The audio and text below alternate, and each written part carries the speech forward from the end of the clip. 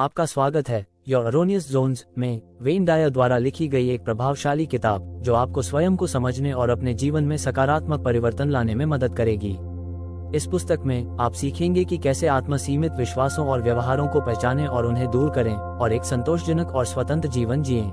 अध्याय 1, स्वयं का उत्तरदायित्व लेना, स्वयं की जिम्मेदारी। अधिकांश लोग दूसरों को अपनी समस्याओं के लिए दोष देने का तरीका सीखकर बड़े होते हैं। ये प्रवृत्ति कम उम्र से ही गहराई तक जड़ें जमा लेती है, अक्सर हमारी समझ के बिना। दोष देना एक तंत्र के रूप में कार्य करता है जो हमारे कार्यों और भावनाओं की जिम्मेदारी दूसरों पर स्थानांतरित करता है, जिससे हमें अपनी कमजोरियों का सामना करने से बचने का मौका मिलता है। हालांकि इस आदत की एक बड़ी कीमत होती है। ये हमें अपने भाग्य को नियंत्रित करने और एक पूर्ण, प्रामाणिक जीवन जीने की क्षमता से वंचित करती है।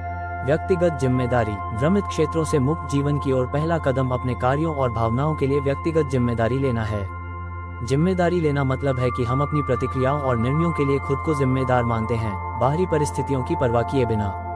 ये दृष्टिकोण हमें सशक्त बनाता है, हमें अपने जीवन के चालक सीट पर रखता है। परिस्थितियों द्वारा पीड़ित महसूस करने के बजाय हम अपने भाग्य के निर्माता बन जाते हैं। बहुत से लोगों के लिए यह एक क्रांतिकारी अवधारणा है। हम में से अधिकांश को ये देखने के लिए प्रोत्साहित किया गया है कि हम अपनी परिस्थितियों के उत्पाद हैं। हमें अपने माता पिता, शिक्षकों, दोस्तों, साथी और सामान्य रूप से किसी भी बाहरी व्यक्ति को दोष देने के लिए सिखाया जाता है। हालांकि जब हम अपने जीवन की पूरी जिम्मेदारी लेते हैं तो हम ये देखना शुरू करते हैं कि हमारे विचारों और कार्यों को बदलकर हम अपनी परिस्थितियों को बदल सकते हैं। परिवर्तन की इस प्रक्रिया को शुरू करने के लिए निरंतर आत्मनिरीक्षण की आवश्यकता होती है। यह अक्सर बाहरी कारकों को दोष देने के बजाय अपनी खुद की खामियों और कमजोरियों को स्वीकार करना अधिक आरामदायक होता है। हालांकि ये पहचान ही हमें अपने भ्रमित क्षेत्रों से मुक्त करती है। परिवार और समाज की भूमिका। कम उम्र से ही हमारे परिवार और समाज हमें कुछ तरीकों से व्यवहार करने के लिए तैयार करते हैं। हमारे माता पिता हमें मार्गदर्शन देने और हमारी रक्षा करने की इच्छा में हमें ये सिखाते हैं कि उनके अनुसार सही और गलत क्या है। हालांकि ये शिक्षाएं अक्सर उनके अपने भ्रमित क्षेत्रों और सीमाओं से प्रभावित होती हैं। इसके अलावा जिस समाज में हम रहते हैं वो मानदंड और अपेक्षाएं स्थापित करता है जो अक्सर इन सीमाओं को बनाए रखते हैं। इन परिस्थितियों को पहचानना हमारी स्वतंत्रता की दिशा में पहला कदम है। बिना सवाल किए अपनाए गए विश्वासों और मानदंडों पर सवाल उठाकर हम ये तय कर सकते हैं कि हम उनके अनुसार व्यवहार करना जारी रखना चाहते हैं या नहीं। आत्म परीक्षा की यह प्रक्रिया असहज और चुनौतीपूर्ण हो सकती है, लेकिन ये हमारी व्यक्तिगत स्वतंत्रता के लिए आवश्यक है। इसके अलावा ये समझना महत्वपूर्ण है कि हमारी सामाजिक अपेक्षाओं के प्रति भावनात्मक प्रतिक्रियाएं स्थिर नहीं हैं। हम विभिन्न तरीकों से प्रतिक्रिया देना और बाहरी दबावों के प्रति अधिक लचीलापन विकसित करना सीख सकते हैं। इसमें पुराने विश्वासों और तरीकों को छोड़ना और नए, अधिक अनुकूल दृष्टिकोण और आदतों को अपनाना शामिल है। भावनात्मक स्वायत्तता। स्वयं का उत्तरदायित्व लेने का एक महत्वपूर्ण हिस्सा दूसरों पर भावनात्मक रूप से निर्भर न होना सीखना है। भावनात्मक स्वायत्तता का मतलब है कि हमारी भावनाएं दूसरों की राय, कार्यों या अपेक्षाओं द्वारा नियंत्रित नहीं होती हैं। यह एक कठिन अवधारणा है, विशेष रूप से एक समाज में जो पारस्परिक संबंधों को महत्व देता है। हालांकि सच्ची भावनात्मक स्वायत्तता का मतलब असंवेदनशील या अलग होना नहीं है, बल्कि इसका मतलब है कि हम अपनी भावनाओं को पहचानते और स्वीकार करते हैं बिना बाहरी मान्यता पर निर्भर हुए। इस स्तर की भावनात्मक स्वतंत्रता हमें दूसरों के साथ अधिक प्रामाणिक और वास्तविक तरीके से बातचीत करने की अनुमति देती है, बिना उनके अनुमोदन को प्राप्त करने के दबाव के। इस स्वायत्तता को प्राप्त करने के लिए एक मजबूत आत्म छवि और स्पष्ट पहचान का विकास करना आवश्यक है। ये हमें अपनी मान्यताओं और मूल्यों में दृढ़ रहने की अनुमति देता है, यहाँ तक कि जब हमें सामाजिक दबाव का सामना करना पड़ता है। भावनात्मक स्वायत्तता भी हमारे खुद की भावनाओं के लिए जिम्मेदारी लेने की इच्छा को शामिल करती है, बिना दूसरों को दोष देने के। अपराध बोध और चिंता को समाप्त करना। अपराध बोध और चिंता दो सबसे सामान्य और विनाशकारी भ्रमित क्षेत्र हैं। अपराध बोध हमें अतीत में बांधे रखता है, जबकि चिंता हमें अनिश्चित भविष्य में फेंक देती है। दोनों भावनाएं हमें वर्तमान में पूरी तरह से जीने से रोकती हैं, जो कि एकमात्र क्षण है जिस पर हमें वास्तव में नियंत्रण है। अपराध बोध को समाप्त करने के लिए ये पहचानना महत्वपूर्ण है कि सभी लोग गलतियां करते हैं और यह मानव अनुभव का हिस्सा है। अपने असफलताओं के लिए खुद को दंडित करने के बजाय हम उन्हें सीखने के अवसर के रूप में देख सकते हैं। दूसरी ओर चिंता भविष्य के पूर्वानुमानित भय का एक रूप है। इसे दूर करने के लिए हमें इस पर ध्यान केंद्रित करना चाहिए कि हम वर्तमान में क्या नियंत्रित कर सकते हैं और भविष्य की अनिश्चितता को स्वीकार करना चाहिए। इसके अलावा हमें ध्यान और जागरूकता की प्रथाओं को विकसित करना चाहिए जो हमें वर्तमान में लंगर डालने और अपनी भावनाओं को बिना न्याय के देखने में मदद करती हैं। इनमें ध्यान, सचेत श्वास और अन्य तकनीकें शामिल हो सकती हैं जो हमें वर्तमान क्षण की अधिक स्वीकृति और जागरूकता को बढ़ावा देती हैं। अपूर्णता को स्वीकार करना। अंत में, अपनी अपूर्णताओं को स्वीकार करना व्यक्तिगत विकास का एक आवश्यक हिस्सा है। हर कोई गलतियां करता है और कमजोरियां होती हैं। इन अपूर्णताओं के साथ लड़ने के बजाय हम उन्हें स्वीकार करना और उन्हें हमारी मानवता के एक स्वाभाविक हिस्से के रूप में देखना सीख सकते हैं। ये दृष्टिकोण हमें अवास्तविक अपेक्षाओं के बोझ के बिना अधिक पूर्ण और प्रामाणिक जीवन जीने की अनुमति देता है। अपूर्णता को स्वीकार करना ये भी शामिल करता है कि पूर्णतावाद एक जाल है। ये हमें अपने लिए असंभव मानकों को निर्धारित करने और लगातार असंतोष महसूस करने के लिए प्रेरित करता है। पूर्णता की तलाश करने के बजाय हम प्रगति और निरंतर सुधार पर ध्यान केंद्रित कर सकते हैं, अपनी उपलब्धियों का जश्न मना सकते हैं और अपनी गलतियों से सीख सकते हैं। अध्याय 2, पहली भ्रमित क्षेत्र, स्वीकृति का जाल। स्वीकृति की आवश्यकता सबसे सामान्य और अवरोधक भ्रमित क्षेत्रों में से एक है। इस आवश्यकता से हम बाहरी मान्यता प्राप्त करने के लिए जीते हैं, जिससे हम अपनी प्रामाणिकता और भलाई की कीमत पर दूसरों की अपेक्षाओं को पूरा करने का प्रयास करते हैं। स्वीकृति की खोज में जीना हमारे निर्णयों, व्यवहारों और अंततः हमारी आत्मसम्मान को प्रभावित कर सकता है। कम उम्र से ही हमें समाज और हमारे परिवार द्वारा प्राधिकरण व्यक्तियों जैसे माता पिता, शिक्षक और मित्रों से स्वीकृति प्राप्त करने के लिए प्रशिक्षित किया जाता है। ये स्वीकृति की खोज हमारे वयस्कता में भी जारी रहती है, जहां कार्यस्थल, सामाजिक सेटिंग्स और पारिवारिक गतिशीलता में स्वीकृति की आवश्यकता प्रकट हो सकती है। इस आवश्यकता को पहचानना और उसे पार करना एक प्रामाणिक और संतोषजनक जीवन जीने के लिए महत्वपूर्ण है। स्वीकृति की आवश्यकता को पहचानना। स्वीकृति के जाल से बाहर निकलने का पहला कदम ये पहचानना है कि आप इस आवश्यकता के अनुसार कब कार्य कर रहे हैं। अपने आप से पूछें, कितनी बार मैं ऐसे निर्णय लेता हूं जो दूसरों के लिए महत्वपूर्ण दिखने के लिए होते हैं? कितनी बार मैं अस्वीकृति या आलोचना से बचने के लिए अपनी खुद की इच्छाओं और आवश्यकताओं का बलिदान करता हूं? इन पैटर्नों को पहचानना परिवर्तन की शुरुआत करने के लिए आवश्यक है। स्वीकृति की आवश्यकता कई तरीकों से प्रकट हो सकती है, जैसे हाँ कहना जब आप ना कहना चाहते हैं, अतिरिक्त जिम्मेदारियों को लेना जो आपको थका देती हैं, और दूसरों की अपेक्षाओं के अनुरूप अपनी राय और भावनाओं को दबाना। यह व्यवहार असंतोष, तनाव और निरंतर असंतोष की भावना को जन्म दे सकता है। स्व स्वीकृति का विकास करना। स्वीकृति के जाल से बाहर निकलने की कुंजी स्व स्वीकृति का विकास करना है। इसका मतलब है कि अपनी भावनाओं, विचारों और कार्यों को बाहरी मान्यता पर निर्भर हुए बिना मान्यता और स्वीकृति देना। स्व स्वीकृति अहंकार या स्वार्थ नहीं है, ये हमारे अपने मूल्य और गरिमा की एक सच्ची मान्यता है। स्व स्वीकृति को विकसित करने के लिए स्व अभिव्यक्ति का अभ्यास करना उपयोगी है। इसमें आपके गुणों और उपलब्धियों की एक सूची बनाना और नियमित रूप से खुद को याद दिलाना शामिल हो सकता है कि आप दूसरों की सोच के बावजूद मूल्यवान हैं। यह व्यक्तिगत लक्ष्य और मानक निर्धारित करने में भी सहायक हो सकता है जो आपके अपने विश्वासों पर आधारित हों, बजाय दूसरों की अपेक्षाओं के। आलोचना और अस्वीकृति को संभालना। स्वीकृति की आवश्यकता को पार करने का एक हिस्सा आलोचना और अस्वीकृति को संभालना सीखना है। ये अनुभव अनिवार्य हैं, और हम कैसे प्रतिक्रिया करते हैं, ये हमारी भलाई और सुरक्षा की भावना को काफी हद तक निर्धारित कर सकता है।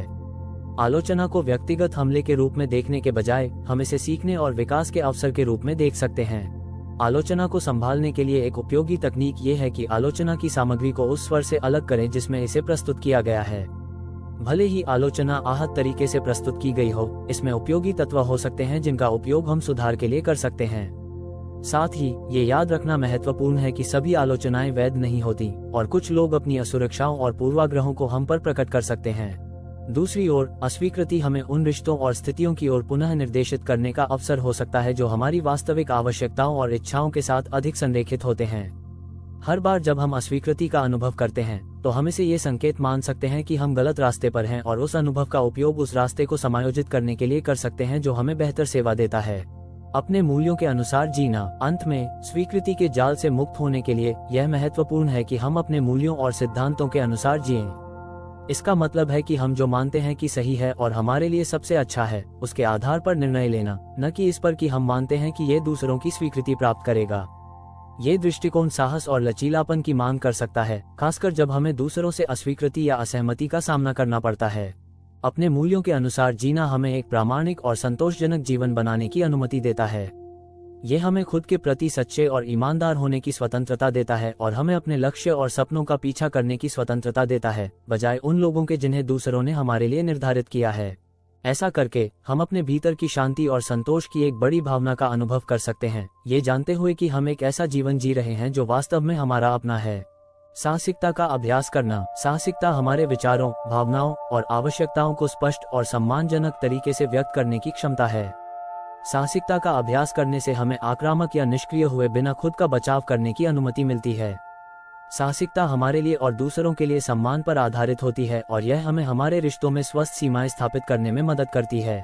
हम साहसिकता का अभ्यास मैं संदेशों जैसी तकनीकों के माध्यम से कर सकते हैं, जो हमारे अपनी भावनाओं और आवश्यकताओं पर संचार को केंद्रित करती हैं, बजाय दूसरों को आरोपित या दोषी ठहराने के।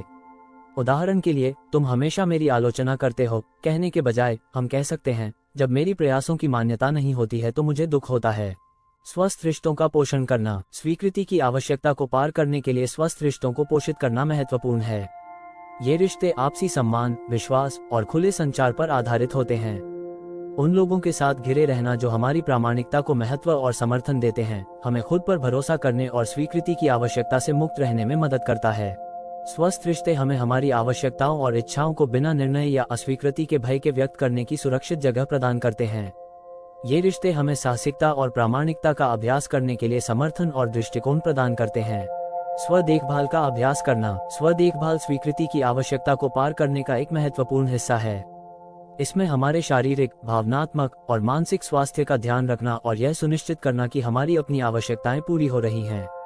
स्व देखभाल हमें संतुलित और ऊर्जावान बनाए रखने में मदद करती है और हमें अधिक लचीलापन के साथ चुनौतियों का सामना करने की अनुमति देती है। स्व देखभाल प्रथाओं में नियमित व्यायाम, स्वस्थ आहार, पर्याप्त नींद और उन गतिविधियों में संलग्न होना शामिल हो सकता है जो हमें खुशी देते हैं। इसमें स्पष्ट सीमाएं स्थापित करना और आवश्यक होने पर ना कहना भी शामिल है, ताकि हम अपने समय और ऊर्जा की रक्षा कर सकें। पेशेवर मदद लेना। कुछ मामलों में स्वीकृति की आवश्यकता इतनी गहरी हो सकती है कि इसे स्वयं पर काबू पाना कठिन हो। एक चिकित्सक या परामर्शदाता की मदद लेना अत्यंत लाभकारी हो सकता है। एक पेशेवर हमें हमारी स्वीकृति की आवश्यकता की जड़ों का पता लगाने, सीमाएं स्थापित करने की रणनीतियां विकसित करने और हमारी आत्मसम्मान और संचार कौशल को सुधारने में मदद कर सकता है। पेशेवर समर्थन हमें हमारी भावनाओं और अनुभवों का पता लगाने के लिए एक सुरक्षित और गैर निर्णायक स्थान प्रदान करता है और हमारी व्यक्तिगत वृद्धि और भलाई पर काम करने के लिए प्रगति की समीक्षा करना। अंत में, यह महत्वपूर्ण है कि हम नियमित रूप से स्वीकृति की आवश्यकता को पार करने में अपनी प्रगति की समीक्षा करें। ये हमें ट्रैक पर बने रहने और आवश्यकतानुसार समायोजन करने में मदद करता है। अपने आप से पूछें, अब तक मैंने क्या प्रगति की है? मैंने कौन से अवरोधों का सामना किया है? सुधार के लिए मैं क्या अलग कर सकता हूँ? नियमित समीक्षा हमें हमारी उपलब्धियों का जश्न मनाने और हमारे अनुभवों से सीखने की अनुमति देती है। अपने लक्ष्यों पर केंद्रित रहकर और आवश्यकतानुसार समायोजन करके हम आगे बढ़ सकते हैं और एक अधिक प्रामाणिक और संतोषजनक जीवन जी सकते हैं। अध्याय 3, अपने आप को न होने दें। हेरफेर, शक्ति का खेल। हेरफेर मानव संबंधों में एक सामान्य गतिशीलता है। ये सूक्ष्म या प्रत्यक्ष हो सकता है और इसका लक्ष्य व्यक्तिगत लाभ के लिए दूसरों के व्यवहार को नियंत्रित करना है। हेरफेर भावनात्मक, मानसिक या यहाँ तक कि शारीरिक हो सकता है और यह किसी भी प्रकार के रिश्ते में हो सकता है, परिवार, काम, मित्रता या रोमांटिक साझेदारी। अपने आप को इस भ्रमित क्षेत्र से मुक्त करने का पहला कदम ये पहचानना है कि जब आप हेरफेर हो रहे हैं। हेरफेर कई रूप ले सकता है, जैसे दोष और शर्म से लेकर चापलूसी और प्रलोभन तक। अक्सर हेरफेर करने वाले हमारी कमजोरियों को पहचानने में माहिर होते हैं और उनका उपयोग अपने लाभ के लिए करते हैं, जिससे हमें संघर्ष या अस्वीकृति से बचने के लिए एक निश्चित तरीके से कार्य करने के लिए बाध्य महसूस होता है। हेरफेर के तरीकों की पहचान करना। हेरफेर के सबसे सामान्य तरीकों में से एक दोष है। हेरफेर करने वाले हमें उनकी खुशी या भलाई के लिए जिम्मेदार महसूस करा सकते हैं, ये सुझाव देते हुए कि यदि हम उनकी इच्छाओं को पूरा नहीं करते हैं तो हम उन्हें निराश या आहत कर रहे हैं। एक और तरीका शर्म है, जहां हमें अयोग्य या दोषपूर्ण महसूस कराया जाता है, जिससे हम उनकी मांगों के अनुसार कार्य करने के लिए प्रेरित होते हैं। चापलूसी भी एक प्रकार का हेरफेर है, हालांकि अधिक सूक्ष्म। हेरफेर करने वाले हमें अपने पक्ष में जीतने के लिए प्रशंसा और प्रशंसा की बारिश कर सकते हैं, केवल बदले में कुछ मांगने के लिए। व्यापक अर्थ में प्रलोभन न केवल रोमांटिक आकर्षण को संदर्भित करता है, बल्कि हमारे ध्यान और स्नेह को आकर्षित करने के किसी भी प्रयास को संदर्भित करता है ताकि हमारे व्यवहार को प्रभावित किया जा सके। जागरूकता और प्रतिरोध विकसित करना। हेरफेर का प्रतिरोध करने का पहला कदम हमारी स्वयं की जागरूकता और हमारे रिश्तों की जागरूकता को विकसित करना है। इसमें हमारी अपनी कमजोरियों के बारे में ईमानदार होना और यह पहचानना शामिल है कि हम अनुचित रूप से प्रभावित हो रहे हैं। आत्मनिरीक्षण और प्रतिबिंब इस प्रक्रिया में प्रमुख उपकरण हैं। एक बार जब हम हेरफेर से अवगत हो जाते हैं तो स्पष्ट सीमाएं स्थापित करना महत्वपूर्ण है। यह मुश्किल हो सकता है, खासकर अगर हम दूसरों को खुश करने के आदी हैं या हमें संघर्ष का डर है। हालांकि सीमाएं स्थापित करना हमारे स्वायत्ता और भलाई की रक्षा के लिए आवश्यक है। हम नहीं कहने का अभ्यास दृढ़ता से लेकिन सम्मानपूर्वक कर सकते हैं और प्रतिरोध का सामना करने पर भी अपने आप को तैयार कर सकते हैं। आत्मसम्मान और आत्मविश्वास बढ़ाना। हेरफेर अक्सर तब सफल होता है जब हमारा आत्मसम्मान कम होता है या हम खुद पर विश्वास नहीं करते। आत्मसम्मान और आत्मविश्वास बढ़ाने से हम हेरफेर की रणनीतियों के प्रति कम संवेदनशील बन सकते हैं। इसमें हमारी अपनी आवश्यकताओं और इच्छाओं को पहचानना और महत्व देना और उन्हें अमान्य करने की अनुमति न देना शामिल है।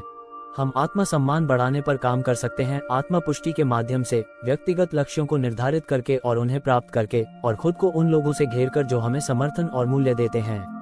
आत्मविश्वास तब बनता है जब हम अपने मूल्यों और सिद्धांतों के आधार पर निर्णय लेते हैं और चुनौतियों का सकारात्मक और लचीले दृष्टिकोण से सामना करते हैं। स्वस्थ संबंधों का पोषण करना। हेरफेर से बचने का एक प्रभावी तरीका स्वस्थ संबंधों का पोषण करना है जो आपसी सम्मान और खुले संचार पर आधारित होते हैं। स्वस्थ संबंधों में दोनों पक्ष एक दूसरे की सीमाओं का सम्मान करते हैं और हेरफेर करने का प्रयास नहीं करते। संचार स्पष्ट और सीधा होता है और दोनों को अपनी आवश्यकताओं और इच्छाओं को बिना प्रतिशोध के भय के व्यक्त करने की स्वतंत्रता होती है। हम ईमानदारी और प्रामाणिकता के साथ बातचीत करके और ऐसे लोगों के साथ रहने का चयन करके स्वस्थ संबंधों को पोषित कर सकते हैं जो हमारी स्वायत्ता का सम्मान करते हैं और हमारे व्यक्तिगत विकास का समर्थन करते हैं। इसमें विषाक्त या हेरफेर करने वाले संबंधों का पुनर्मूल्यांकन करना और कुछ मामलों में उनसे दूरी बनाना शामिल हो सकता है। साहसिकता का अभ्यास करना। साहसिकता हमारे विचारों, भावनाओं और आवश्यकताओं को स्पष्ट और सम्मानजनक तरीके से व्यक्त करने की क्षमता है। साहसिकता का अभ्यास करने से हमें हेरफेर के खिलाफ अपने आप का बचाव करने की अनुमति मिलती है बिना आक्रामक या निष्क्रिय हुए। साहसिकता हमारे लिए और दूसरों के लिए सम्मान पर आधारित होती है और यह हमें हमारे रिश्तों में स्वस्थ सीमाएं स्थापित करने में मदद करती है। हम साहसिकता का अभ्यास मैं संदेशों जैसी तकनीकों के माध्यम से कर सकते हैं जो हमारे अपनी भावनाओं और आवश्यकताओं पर संचार को केंद्रित करती हैं बजाय दूसरों को आरोपित या दोषी ठहराने के। उदाहरण के लिए, तुम हमेशा मेरी आलोचना करते हो कहने के बजाय हम कह सकते हैं, जब मेरी प्रयासों की मान्यता नहीं होती है तो मुझे दुख होता है। आत्मसम्मान और आत्मविश्वास बढ़ाना। हेरफेर अक्सर तब सफल होता है जब हमारा आत्मसम्मान कम होता है या हम खुद पर विश्वास नहीं करते। आत्मसम्मान और आत्मविश्वास बढ़ाने से हम हेरफेर की रणनीतियों के प्रति कम संवेदनशील बन सकते हैं। इसमें हमारी अपनी आवश्यकताओं और इच्छाओं को पहचानना और महत्व देना और उन्हें अमान्य करने की अनुमति न देना शामिल है। हम आत्मसम्मान बढ़ाने पर काम कर सकते हैं आत्म पुष्टि के माध्यम से, व्यक्तिगत लक्ष्यों को निर्धारित करके और उन्हें प्राप्त करके, और खुद को उन लोगों से घेरकर जो हमें समर्थन और मूल्य देते हैं। आत्मविश्वास तब बनता है जब हम अपने मूल्यों और सिद्धांतों के आधार पर निर्णय लेते हैं और चुनौतियों का सकारात्मक और लचीले दृष्टिकोण से सामना करते हैं। पेशेवर समर्थन लेना। कुछ मामलों में हेरफेर इतना गहरा और सूक्ष्म हो सकता है कि इसे स्वयं संभालना कठिन हो सकता है। एक चिकित्सक या परामर्शदाता की मदद लेना अत्यंत लाभकारी हो सकता है। एक पेशेवर हमें हमारे संबंधों में हेरफेर के पैटर्न की पहचान करने, सीमाएं स्थापित करने की रणनीतियां विकसित करने और हमारी आत्मसम्मान और संचार कौशल को सुधारने में मदद कर सकता है। पेशेवर समर्थन हमें हमारी भावनाओं और अनुभवों का पता लगाने के लिए एक सुरक्षित और गैर निर्णायक स्थान प्रदान करता है और हमारी व्यक्तिगत वृद्धि और भलाई पर काम करने के लिए ना कहने की कला का अभ्यास करना। हेरफेर का प्रतिरोध करने में एक आवश्यक कौशल ना कहने की क्षमता है। ये चुनौतीपूर्ण हो सकता है, खासकर अगर हम टालने या अनुमोदन प्राप्त करने के लिए हाँ कहने के आदी हैं। हालांकि ना कहना सीखना हमारे सीमाओं को बनाए रखने और हमारी भलाई की रक्षा के लिए महत्वपूर्ण है। ना कहने का अभ्यास करने के लिए छोटे, कम जोखिम वाले स्थितियों से शुरू करें और धीरे धीरे अधिक महत्वपूर्ण लोगों की ओर बढ़ें। दृढ़ और स्पष्ट रहें और अत्यधिक स्पष्टीकरण या माफी से बचें। याद रखें कि दूसरों को ना कहना खुद और अपनी आवश्यकताओं के प्रति हाँ कहना है। समर्थन नेटवर्क बनाना। मजबूत समर्थन नेटवर्क होना हमें हेरफेर का प्रतिरोध करने और हमारी सीमाओं को बनाए रखने में मदद कर सकता है। अपने आप को ऐसे दोस्तों, परिवार और सहयोगियों से घेरें जो आपकी स्वायत्ता का सम्मान करते हैं और आपके व्यक्तिगत विकास का समर्थन करते हैं। ये रिश्ते चुनौतीपूर्ण स्थितियों का सामना करते समय शक्ति और प्रोत्साहन का स्रोत प्रदान करते हैं। समर्थन नेटवर्क भी हेरफेर करने वाले व्यक्तियों से निपटने में मूल्यवान दृष्टिकोण और सलाह प्रदान कर सकता है।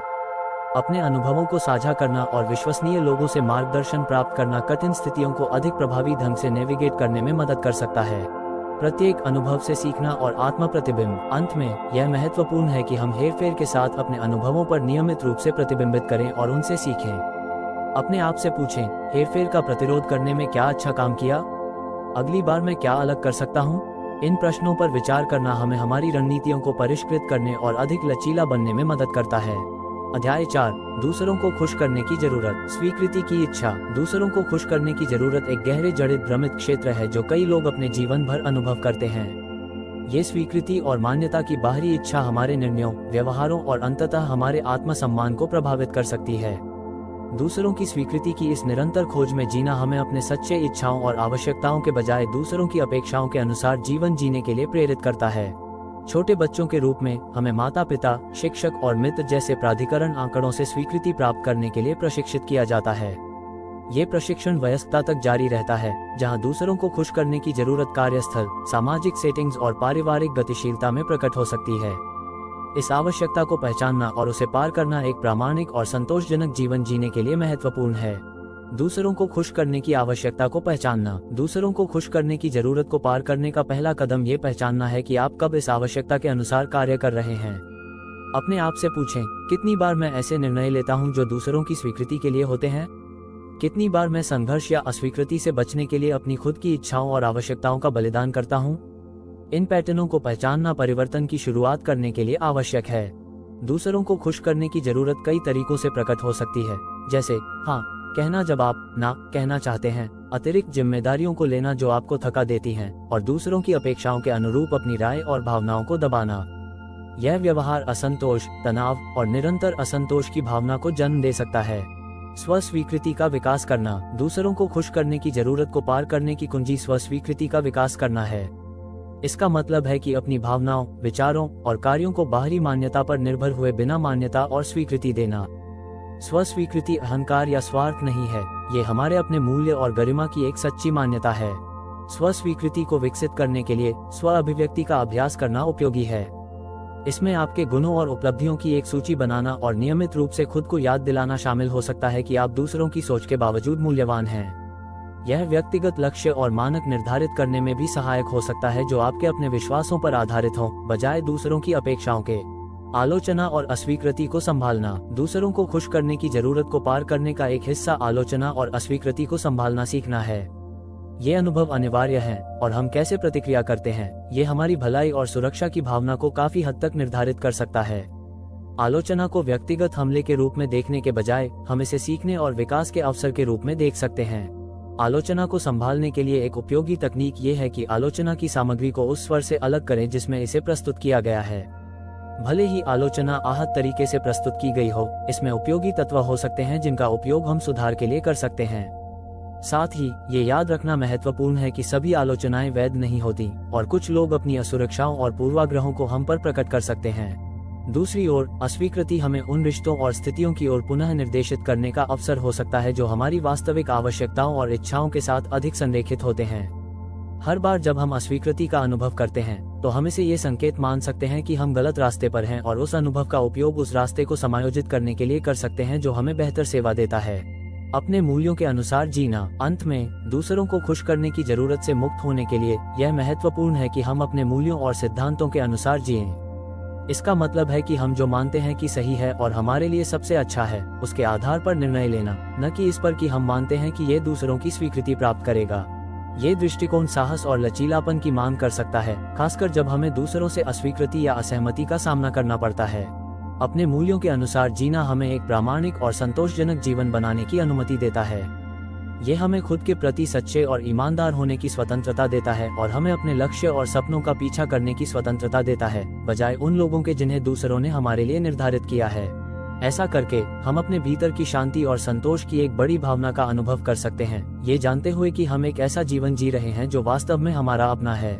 साहसिकता का अभ्यास करना। साहसिकता हमारे विचारों, भावनाओं और आवश्यकताओं को स्पष्ट और सम्मानजनक तरीके से व्यक्त करने की क्षमता है। साहसिकता का अभ्यास करने से हमें हेरफेर के खिलाफ अपने आप का बचाव करने की अनुमति मिलती है, बिना आक्रामक या निष्क्रिय हुए। साहसिकता हमारे लिए और दूसरों के लिए सम्मान पर आधारित होती है और यह हमें हमारे रिश्तों में स्वस्थ सीमाएं स्थापित करने में मदद करती है। हम साहसिकता का अभ्यास मैं संदेशों जैसी तकनीकों के माध्यम से कर सकते हैं, जो हमारे अपनी भावनाओं और आवश्यकताओं पर संचार को केंद्रित करती हैं, बजाय दूसरों को आरोपित या दोषी ठहराने के। उदाहरण के लिए, तुम हमेशा मेरी आलोचना करते हो कहने के बजाय हम कह सकते हैं, जब मेरी प्रयासों की मान्यता नहीं होती है तो मुझे दुख होता है। स्वस्थ रिश्तों का पोषण करना। दूसरों को खुश करने की जरूरत को पार करने के लिए स्वस्थ रिश्तों को पोषित करना महत्वपूर्ण है। ये रिश्ते आपसी सम्मान, विश्वास और खुले संचार पर आधारित होते हैं। उन लोगों के साथ घिरे रहना जो हमारी प्रामाणिकता को महत्व और समर्थन देते हैं, हमें खुद पर भरोसा करने और स्वीकृति की आवश्यकता से मुक्त रहने में मदद करता है। स्वस्थ रिश्ते हमें हमारी आवश्यकताओं और इच्छाओं को बिना निर्णय या अस्वीकृति के भय के व्यक्त करने की सुरक्षित जगह प्रदान करते हैं। ये रिश्ते हमें साहसिकता और प्रामाणिकता का अभ्यास करने के लिए समर्थन और दृष्टिकोण प्रदान करते हैं। स्व देखभाल का अभ्यास करना। स्व देखभाल दूसरों को खुश करने की जरूरत को पार करने का एक महत्वपूर्ण हिस्सा है। इसमें हमारे शारीरिक, भावनात्मक और मानसिक स्वास्थ्य का ध्यान रखना और यह सुनिश्चित करना कि हमारी अपनी आवश्यकताएं पूरी हो रही हैं। स्व देखभाल हमें संतुलित और ऊर्जावान बनाए रखने में मदद करती है और हमें अधिक लचीलापन के साथ चुनौतियों का सामना करने की अनुमति देती है। स्व देखभाल प्रथाओं में नियमित व्यायाम, स्वस्थ आहार, पर्याप्त नींद और उन गतिविधियों में संलग्न होना शामिल हो सकता है जो हमें खुशी देते हैं। इसमें स्पष्ट सीमाएं स्थापित करना और आवश्यक होने पर ना कहना भी शामिल है ताकि हम अपने समय और ऊर्जा की रक्षा कर सकें। पेशेवर मदद लेना। कुछ मामलों में दूसरों को खुश करने की जरूरत इतनी गहरी हो सकती है कि इसे स्वयं पर काबू पाना कठिन हो। एक चिकित्सक या परामर्शदाता की मदद लेना अत्यंत लाभकारी हो सकता है। एक पेशेवर हमें हमारी दूसरों को खुश करने की जरूरत की जड़ों का पता लगाने, सीमाएं स्थापित करने की रणनीतियां विकसित करने और हमारी आत्मसम्मान और संचार कौशल को सुधारने में मदद कर सकता है। पेशेवर समर्थन हमें हमारी भावनाओं और अनुभवों का पता लगाने के लिए एक सुरक्षित और गैर निर्णायक स्थान प्रदान करता है और हमारी व्यक्तिगत वृद्धि और भलाई पर काम करने के लिए प्रगति की समीक्षा करना। अंत में यह महत्वपूर्ण है कि हम नियमित रूप से दूसरों को खुश करने की जरूरत को पार करने में अपनी प्रगति की समीक्षा करें। ये हमें ट्रैक पर बने रहने और आवश्यकतानुसार समायोजन करने में मदद करता है। अपने आप से पूछें, अब तक मैंने क्या प्रगति की है? मैंने कौन से अवरोधों का सामना किया है? सुधार के लिए मैं क्या अलग कर सकता हूँ? नियमित समीक्षा हमें हमारी उपलब्धियों का जश्न मनाने और हमारे अनुभवों से सीखने की अनुमति देती है। अपने लक्ष्यों पर केंद्रित रहकर और आवश्यकतानुसार समायोजन करके हम आगे बढ़ सकते हैं और एक अधिक प्रामाणिक और संतोषजनक जीवन जी सकते हैं। अध्याय 5, अपराध बोध के जाल। अपराध बोध का भार। अपराध बोध सबसे विनाशकारी और पक्षाघात करने वाली भावनाओं में से एक है जिसे हम अनुभव कर सकते हैं। ये हमें अतीत में लंगर डाल देता है, लगातार हमारी विफलताओं और गलतियों की याद दिलाता है। अपराध बोध हमारे मन की शांति छीन लेता है और हमें आगे बढ़ने से रोकता है, हमें आत्मनिंदा के एक चक्र में फंसा देता है जिसे तोड़ना मुश्किल होता है। इस अध्याय में हम अपराध बोध को पहचानने, उसका सामना करने और उससे मुक्त होने के तरीकों का पता लगाएंगे ताकि हम एक स्वतंत्र और संतोषजनक जीवन जी सकें। अपराध बोध कई रूपों में प्रकट हो सकता है, जैसे कि पिछले कार्यों के बारे में बुरा महसूस करना या किए गए या न किए गए निर्णयों पर पछतावा करना। अक्सर अपराध बोध अवास्तविक विश्वासों और हमारे बारे में अवास्तविक अपेक्षाओं से पोषित होता है। अपराध बोध की प्रकृति और उसके काम करने के तरीके को समझना उसे दूर करने का पहला कदम है। अपराध बोध को समझना। अपराध बोध को इस संकेत के रूप में देखा जा सकता है कि हमने अपने मूल्यों या समाज द्वारा लगाए गए मूल्यों का उल्लंघन किया है। यह एक भावना है जो तब उत्पन्न होती है जब हम मानते हैं कि हमने कुछ गलत किया है। हालांकि अपराध बोध हमेशा तर्कसंगत या अनुपातिक नहीं होता। कभी कभी हम उन चीजों के लिए खुद को दोषी मानते हैं जो हमारे नियंत्रण से बाहर हैं या जो इतनी गंभीर प्रतिक्रिया के योग्य नहीं हैं। स्वस्थ अपराध बोध और विनाशकारी अपराध बोध के बीच अंतर करना महत्वपूर्ण है। स्वस्थ अपराध बोध हमें अपनी गलतियों को सुधारने और दूसरों को हुए नुकसान की भरपाई करने के लिए प्रेरित कर सकता है। दूसरी ओर विनाशकारी अपराध बोध हमें खा जाता है और हमें आगे बढ़ने से रोकता है, हमें आत्म आलोचना और पछतावे के चक्र में फंसा देता है। अपराध बोध के स्रोतों की पहचान करना। अपराध बोध से मुक्त होने के लिए हमें इसके स्रोतों की पहचान करनी होगी।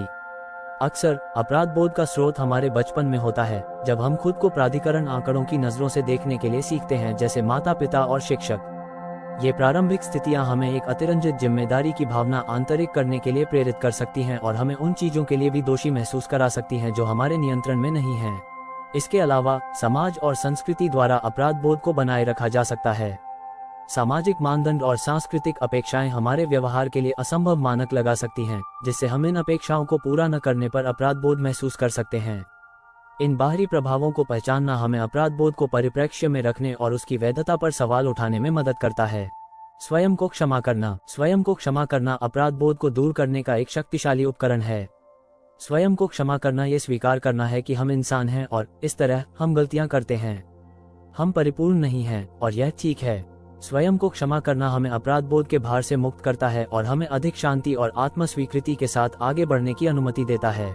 स्वयं को क्षमा करने का अभ्यास करने के लिए अपनी गलतियों को स्वीकार करें और उनकी जिम्मेदारी लें। फिर इन अनुभवों से आपने क्या सीखा है और भविष्य में चीजों को अलग तरीके से कैसे कर सकते हैं, इस पर विचार करें। अंत में अपने आप को अपराध बोध को छोड़ने और आगे बढ़ने की अनुमति दें। खुद को याद दिलाएं कि आप करुणा और समझ के योग्य हैं जैसे किसी और की तरह। निर्माणात्मक दृष्टिकोण अपनाना। अपराध बोध से मुक्त होने के लिए हमें अपनी गलतियों और विफलताओं पर अधिक निर्माणात्मक दृष्टिकोण विकसित करना होगा। इन्हें हमारी अपर्याप्तता के संकेतक के रूप में देखने के बजाय हम इन्हें सीखने और बढ़ने के अवसर के रूप में देख सकते हैं। ये दृष्टिकोण हमें हमारी विफलताओं का सामना जिज्ञासा और खुलापन के साथ करने की अनुमति देता है, न कि निर्णय और आत्मा आलोचना के साथ। इस दृष्टिकोण को विकसित करने का एक प्रभावी तरीका कृतज्ञता का अभ्यास करना है। हम जो कुछ सीखे हैं और जिन अनुभवों से हम बड़े हैं, उन पर ध्यान केंद्रित करके हम अपराध बोध को सकारात्मक शक्ति में बदल सकते हैं जो हमें आगे बढ़ाती है। कृतज्ञता हमें ये पहचानने में मदद करती है कि हर गलती एक अवसर है सीखने और सुधारने का। स्वस्थ सीमाएं स्थापित करना। कभी कभी अपराध बोध हमारी स्वस्थ सीमाएं स्थापित करने में असमर्थता से उत्पन्न होता है।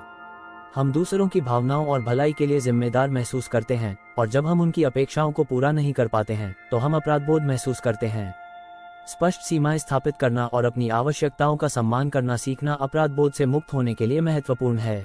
स्वस्थ सीमाएं स्थापित करना हमारे आवश्यकताओं और अपेक्षाओं को स्पष्ट रूप से संप्रेषित करना और इन सीमाओं को बनाए रखने में लगातार बने रहना शामिल है। यह न केवल हमें अपराध बोध से बचाता है, बल्कि हमें अधिक संतुलित और सम्मानजनक रिश्ते बनाने में भी मदद करता है। समर्थन और संपर्क प्राप्त करना। अपराध बोध का सामना करना दूसरों के समर्थन से अधिक प्रबंधनीय हो सकता है। दोस्तों, परिवार या एक चिकित्सक से अपने अपराध बोध के बारे में बात करना हमें एक बाहरी दृष्टिकोण और आवश्यक भावनात्मक समर्थन प्रदान कर सकता है। सामाजिक संपर्क हमें कम अकेला और चुनौतियों का सामना करने में अधिक सक्षम महसूस कराता है। हम अपने अनुभवों को साझा करने और दूसरों की रणनीतियों से सीखने के लिए सहायता समूहों या ऑनलाइन समुदायों में भी समर्थन प्राप्त कर सकते हैं। समान समस्याओं का सामना कर रहे लोगों के साथ संपर्क आराम और ताकत का स्रोत हो सकता है। ध्यान और मेडिटेशन का अभ्यास करना। ध्यान और मेडिटेशन अपराध बोध का प्रबंधन करने के लिए प्रभावी उपकरण हैं। ये प्रथाएं हमें वर्तमान में बने रहने और हमारी भावनाओं को बिना निर्णय के देखने की अनुमति देती हैं। ध्यान के माध्यम से हम अपराध बोध की भावनाओं को पहचानना और उन्हें जाने देना सीख सकते हैं, बिना उनमें फंसने के। मेडिटेशन हमें अधिक आंतरिक शांति विकसित करने और अपने और दूसरों के साथ एक अधिक करुणापूर्ण संबंध बनाने में मदद करता है।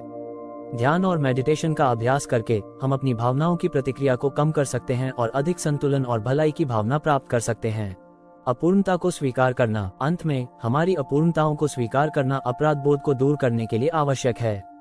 हर कोई गलतियां करता है और कमजोरियां होती हैं। इन अपूर्णताओं के साथ लड़ने के बजाय हम उन्हें स्वीकार करना और उन्हें हमारी मानवता के एक स्वाभाविक हिस्से के रूप में देखना सीख सकते हैं। ये दृष्टिकोण हमें अवास्तविक अपेक्षाओं के बोझ के बिना अधिक पूर्ण और प्रामाणिक जीवन जीने की अनुमति देता है। अपूर्णता को स्वीकार करना ये भी शामिल करता है कि पूर्णतावाद एक जाल है। ये हमें अपने लिए असंभव मानकों को निर्धारित करने और लगातार असंतोष महसूस करने के लिए प्रेरित करता है। पूर्णता की तलाश करने के बजाय हम प्रगति और निरंतर सुधार पर ध्यान केंद्रित कर सकते हैं, अपनी उपलब्धियों का जश्न मना सकते हैं और अपनी गलतियों से सीख सकते हैं। अध्याय 6। चिंता के अवरोध को तोड़ना। चिंता की प्रकृति। चिंता सबसे सामान्य और विनाशकारी भ्रमित क्षेत्रों में से एक है।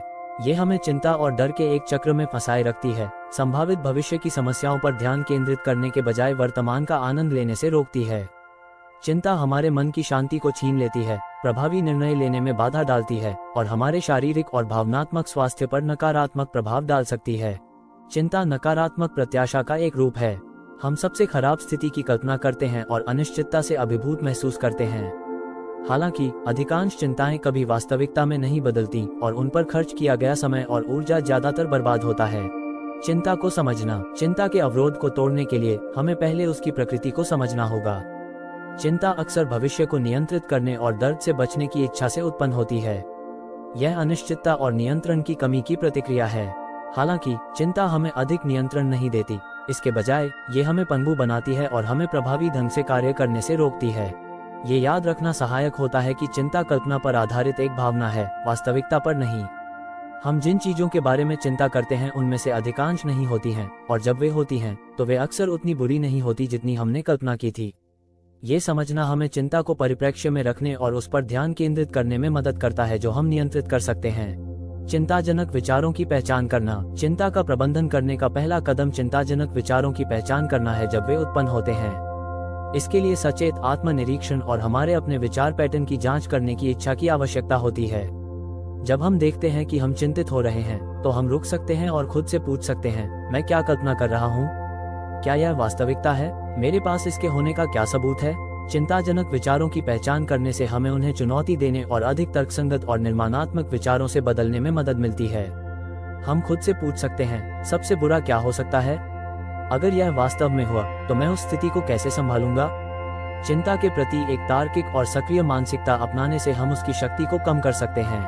क्रियान्वित दृष्टिकोण विकसित करना, भविष्य में क्या हो सकता है इसके बारे में निष्क्रिय रूप से चिंता करने के बजाय हम एक क्रियान्वित दृष्टिकोण विकसित कर सकते हैं। इसमें उन चीजों पर ध्यान केंद्रित करना शामिल है जो हम वर्तमान में कर सकते हैं ताकि भविष्य को प्रभावित किया जा सके। खुद से पूछें, मैं इस समस्या की तैयारी या रोकथाम के लिए अभी कौन से कदम उठा सकता हूँ?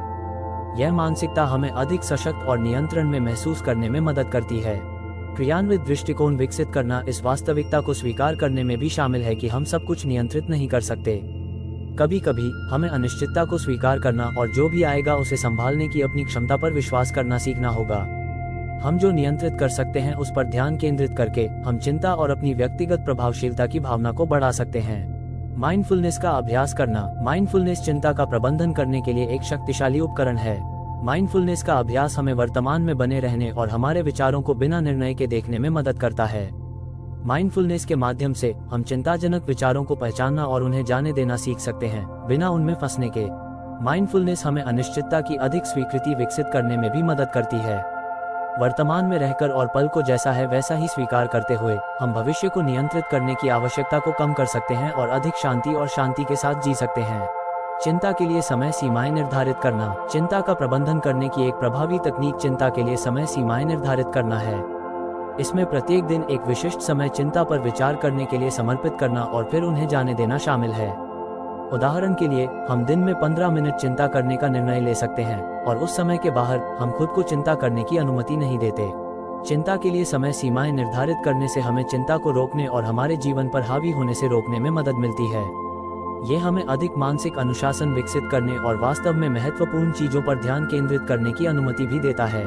समर्थन और संपर्क प्राप्त करना, चिंता अक्सर दूसरों के साथ साझा करने पर अधिक प्रबंधनीय महसूस होती है। दोस्तों, परिवार या एक चिकित्सक से अपनी चिंताओं के बारे में बात करना हमें एक बाहरी दृष्टिकोण और आवश्यक भावनात्मक समर्थन प्रदान कर सकता है। सामाजिक संपर्क हमें कम अकेला और चुनौतियों का सामना करने में अधिक सक्षम महसूस कराता है। हम अपने अनुभवों को साझा करने और दूसरों की रणनीतियों से सीखने के लिए सहायता समूहों या ऑनलाइन समुदायों में भी समर्थन प्राप्त कर सकते हैं। समान समस्याओं का सामना कर रहे लोगों के साथ संपर्क आराम और ताकत का स्रोत हो सकता है। कृतज्ञता का अभ्यास करना, कृतज्ञता चिंता का मुकाबला करने के लिए एक शक्तिशाली प्रथा है। हम जो गलत हो सकता है उस पर ध्यान केंद्रित करने के बजाय हम अपने जीवन में जो कुछ भी अच्छा हो रहा है उस पर ध्यान केंद्रित करना सीख सकते हैं। कृतज्ञता का अभ्यास हमें हमारे दृष्टिकोण को बदलने और हताशा और नाराजगी की भावनाओं को कम करने में मदद करता है।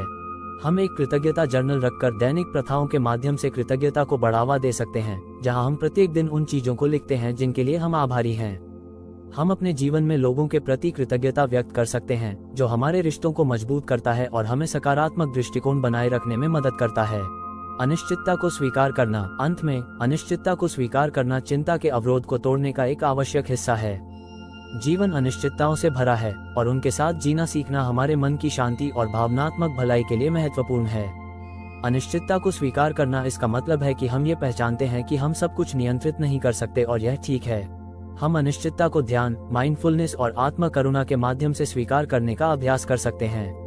एक स्वीकृति के दृष्टिकोण को विकसित करके हम नियंत्रित और न्याय करने की हमारी आवश्यकता को कम कर सकते हैं और अधिक शांति के साथ जी सकते हैं। लचीलापन विकसित करना, लचीलापन प्रतिकूलता से उबरने और परिवर्तनों के अनुकूल होने की क्षमता है। लचीलापन विकसित करना हमें एक अधिक सुरक्षा और आत्मविश्वास की भावना के साथ अनिश्चितता का सामना करने में मदद करता है। हम जानते हैं कि चाहे कुछ भी हो, हमारे पास अनुकूलित करने और फलने फूलने के तरीके खोजने की क्षमता है। हम लचीलापन एक सकारात्मक दृष्टिकोण अपनाकर, आत्म देखभाल का अभ्यास करके और एक मजबूत समर्थन नेटवर्क का निर्माण करके विकसित कर सकते हैं। लचीलापन हमें विफलताओं को अंत के रूप में नहीं, बल्कि सीखने और बढ़ने के अवसर के रूप में देखने की अनुमति देता है। अध्याय 7, अज्ञात की खोज। अज्ञात का डर। अज्ञात का डर हमारे जीवन में सबसे बड़े अवरोधों में से एक है। ये डर हमें सीमित कर सकता है, हमें हमारी आरामदायक स्थिति में बनाए रख सकता है और हमें हमारी सच्ची क्षमता तक पहुंचने से रोक सकता है। हालांकि इस डर को पार करना व्यक्तिगत विकास और संतोष के लिए आवश्यक है। इस अध्याय में हम अज्ञात के डर को पहचानने और उसका सामना करने के तरीकों का पता लगाएंगे ताकि हम एक पूर्ण और अधिक प्रामाणिक जीवन जी सकें। अज्ञात का डर कई तरीकों से प्रकट हो सकता है। करियर बदलने का डर, नए स्थान पर जाने का डर, नए रिश्ते की शुरुआत करने का डर या कुछ बिल्कुल नया आजमाने का डर। ये डर हमें परिचित चीजों में बांधता है, भले ही परिचित चीजें असंतोषजनक या सीमित हों। इस डर को पहचानना उसे पार करने का पहला कदम है। डर को समझना। अज्ञात का डर हमारी मानव प्रकृति में गहराई से निहित है। प्राचीन काल में हमारे पूर्वजों को जीवित रहने के लिए परिचित चीजों पर निर्भर रहना पड़ता था। अज्ञात का अर्थ खतरा था और ज्ञात के भीतर रहना एक सुरक्षा रणनीति थी। हालांकि हम अब वही खतरे नहीं झेलते, यह अज्ञात से बचने की प्रवृत्ति बनी रहती है। हालांकि डर हमेशा तर्कसंगत नहीं होता। हम अक्सर जोखिमों को बढ़ा चढ़ाकर देखते हैं और संभावित पुरस्कारों को कम करके आंकते हैं। ये समझना कि अज्ञात का डर एक प्राकृतिक लेकिन अक्सर अतिरंजित प्रतिक्रिया है, हमें उसे निष्क्रिय करने में मदद करता है। डर के क्षेत्रों की पहचान करना। अज्ञात का सामना करने के लिए ये पहचानना उपयोगी है कि इस डर ने हमें कहाँ सीमित किया है। अपने आप से पूछें, मैंने किस बदलाव को अज्ञात के डर से नहीं किया है? मैंने कौन से अवसर खो दिए हैं? इन क्षेत्रों की पहचान करने से हमें उन्हें चुनौती देने के लिए सचेत निर्णय लेने में मदद मिलती है। अपने डर की और उन अवसरों की एक सूची बनाना जिन्हें आपने उन डरों के कारण छोड़ा है, एक खुलासा करने वाला अभ्यास हो सकता है। ये सूची हमें ये स्पष्ट दृष्टिकोण प्रदान करती है कि अज्ञात के डर ने हमारे निर्णयों को कैसे प्रभावित किया है और हमें उन डरों को सक्रिय रूप से संबोधित करने के लिए तैयार करती है। विकास मानसिकता का विकास करना। विकास मानसिकता अज्ञात के डर को पार करने के लिए मौलिक है। यह मानसिकता इस विश्वास पर आधारित है कि हमारी क्षमताएं और योग्यता प्रयास, अभ्यास और दृढ़ता के माध्यम से विकसित हो सकती हैं। अज्ञात को खतरे के रूप में देखने के बजाय हम इसे सीखने और बढ़ने के अवसर के रूप में देख सकते हैं। विकास मानसिकता को विकसित करने के लिए ये सीखने की प्रक्रिया पर ध्यान केंद्रित करना उपयोगी है, न कि परिणामों पर। ये स्वीकार करना कि हम गलतियां करेंगे और ये गलतियां सीखने की प्रक्रिया का हिस्सा हैं, हमें अधिक जिज्ञासा और खुलापन के साथ अज्ञात का सामना करने की अनुमति देता है। छोटे जोखिम लेना। अज्ञात का सामना करने का मतलब यह नहीं है कि हमें तुरंत बड़े बदलाव करने होंगे। हम छोटे जोखिम लेकर शुरू कर सकते हैं जो हमें हमारी आरामदायक स्थिति से बाहर निकालते हैं। ये छोटे कदम आत्मविश्वास बनाने में मदद करते हैं और हमें अनिश्चितता के आदी बनाते हैं। उदाहरण के लिए, यदि आप करियर बदलने से डरते हैं, तो आप उस क्षेत्र में एक कोर्स लेकर शुरू कर सकते हैं जो आपको रुचता है। यदि आप अकेले यात्रा करने से डरते हैं, तो आप पास के स्थान पर एक छोटी यात्रा से शुरू कर सकते हैं। ये छोटे जोखिम हमें प्रबंधनीय तरीके से अज्ञात का सामना करने की अनुमति देते हैं और धीरे धीरे हमारी अनिश्चितता के प्रति सहिष्णुता को बढ़ाते हैं। सफलता की कल्पना करना। कल्पना अज्ञात का सामना करने के लिए एक शक्तिशाली उपकरण है। अज्ञात स्थितियों में सफल होने की कल्पना करके हम चिंता को कम कर सकते हैं और अपने आत्मविश्वास को बढ़ा सकते हैं। कल्पना का मतलब है कि हम जीवंतता से कल्पना करते हैं कि हम उस स्थिति में सफल हो रहे हैं जिससे हम डरते हैं। प्रत्येक दिन कुछ मिनटों के लिए अपनी आंखें बंद करके और अपनी कल्पना में सफलता का चित्रण करें। कल्पना करें कि आप उस डर का सामना कर रहे हैं। आप कैसा महसूस करेंगे, क्या देखेंगे और सुनेंगे, और उस डर को पार करने का अनुभव कैसा होगा। यह अभ्यास हमें अज्ञात की एक सकारात्मक छवि बनाने में मदद करता है और हमें उसे सामना करने के लिए अधिक तैयार महसूस कराता है। समर्थन प्राप्त करना। अज्ञात का सामना करना दूसरों के समर्थन के साथ कम भयावह हो सकता है। अपने डर के बारे में दोस्तों, परिवार या एक चिकित्सक से बात करना हमें दृष्टिकोण और प्रोत्साहन प्रदान कर सकता है। सामाजिक समर्थन हमें कम अकेला और चुनौतियों का सामना करने में अधिक सक्षम महसूस कराता है। हम उन लोगों के उदाहरण भी देख सकते हैं जिन्होंने सफलतापूर्वक अज्ञात का सामना किया है। उन लोगों की कहानियों को पढ़ना जिन्होंने अपने डर को पार कर लिया और सफलता प्राप्त की, हमें प्रेरित कर सकता है और हमें भी ऐसा करने का आत्मविश्वास दे सकता है। अनिश्चितता को स्वीकार करना। अनिश्चितता जीवन का एक अवश्यंभावी हिस्सा है। इस वास्तविकता को स्वीकार करना हमें अज्ञात के डर को कम करने में मदद करता है। अनिश्चितता को स्वीकार करने का मतलब है कि हम ये पहचानते हैं कि हम सब कुछ नियंत्रित नहीं कर सकते और यह ठीक है। हम अनिश्चितता को ध्यान, माइंडफुलनेस और आत्म करुणा के माध्यम से स्वीकार करने का अभ्यास कर सकते हैं। एक स्वीकृति के दृष्टिकोण को विकसित करके हम नियंत्रित और न्याय करने की हमारी आवश्यकता को कम कर सकते हैं और अधिक शांति और शांति के साथ जी सकते हैं। लचीलापन विकसित करना। लचीलापन प्रतिकूलता से उबरने और परिवर्तनों के अनुकूल होने की क्षमता है। लचीलापन विकसित करना हमें एक अधिक सुरक्षा और आत्मविश्वास की भावना के साथ अनिश्चितता का सामना करने में मदद करता है। हम जानते हैं कि चाहे कुछ भी हो, हमारे पास अनुकूलित करने और फलने फूलने के तरीके खोजने की क्षमता है। हम लचीलापन एक सकारात्मक दृष्टिकोण अपनाकर, आत्म देखभाल का अभ्यास करके और एक मजबूत समर्थन नेटवर्क का निर्माण करके विकसित कर सकते हैं। लचीलापन हमें विफलताओं को अंत के रूप में नहीं, बल्कि सीखने और बढ़ने के अवसर के रूप में देखने की अनुमति देता है। अध्याय 8, अन्याय के जाल। अन्याय की भावना। अन्याय की भावना एक भ्रमित क्षेत्र है जो गहरी निराशा और नाराजगी उत्पन्न कर सकता है। ये भावना तब उत्पन्न होती है जब हमें लगता है कि हमारे साथ अनुचित व्यवहार किया गया है या हमारे जीवन की परिस्थितियां अनुचित हैं। यद्यपि अन्याय एक वास्तविकता है, इस भावना को पकड़ना हमें आगे बढ़ने और आंतरिक शांति पाने से रोक सकता है। दोषारोपण खेल व गतिशीलता है जिसमें हम दूसरों या बाहरी परिस्थितियों को अपनी कठिनाइयों और निराशाओं के लिए जिम्मेदार ठहराते हैं। ये रवैया हमें पीड़ित होने के चक्र में फंसा देता है और हमें अपने जीवन पर नियंत्रण लेने से रोकता है। इस अध्याय में हम अन्याय की भावना और दोषारोपण खेल को पहचानने और पार करने के तरीकों का पता लगाएंगे ताकि हम एक अधिक संतुलित और सशक्त जीवन जी सकें। अन्याय की भावना को पहचानना। अन्याय की भावना को पार करने का पहला कदम ये पहचानना है कि आप कब इस भावना का अनुभव कर रहे हैं। अपने आप से पूछें, मैं कितनी बार अन्यायपूर्ण व्यवहार महसूस करता हूँ? मैं कितनी बार अपनी समस्याओं के लिए दूसरों को दोष देता हूँ?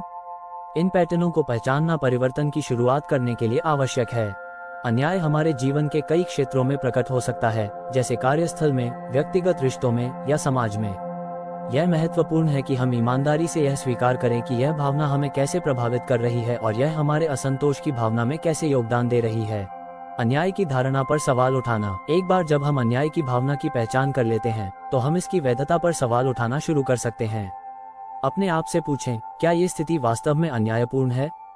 क्या मैं पूरी तस्वीर देख रहा हूँ? अक्सर हमारे अन्याय की धारणा हमारे अपेक्षाओं और व्यक्तिगत विश्वासों से प्रभावित होती है। ये याद रखना सहायक होता है कि जीवन हमेशा निष्पक्ष नहीं होता और कठिनाइयां और चुनौतियां मानव अनुभव का एक अनिवार्य हिस्सा हैं। इस वास्तविकता को स्वीकार करना हमें नाराजगी को छोड़ने और उस पर ध्यान केंद्रित करने में मदद करता है जिसे हम नियंत्रित कर सकते हैं। दोषारोपण खेल को रोकना। दोषारोपण खेल हमें पीड़ित होने के चक्र में फंसा देता है और हमें अपने जीवन की जिम्मेदारी लेने से रोकता है। इस गतिशीलता को पार करने के लिए हमें अपनी समस्याओं के लिए दूसरों या बाहरी परिस्थितियों को दोष देना बंद करना होगा।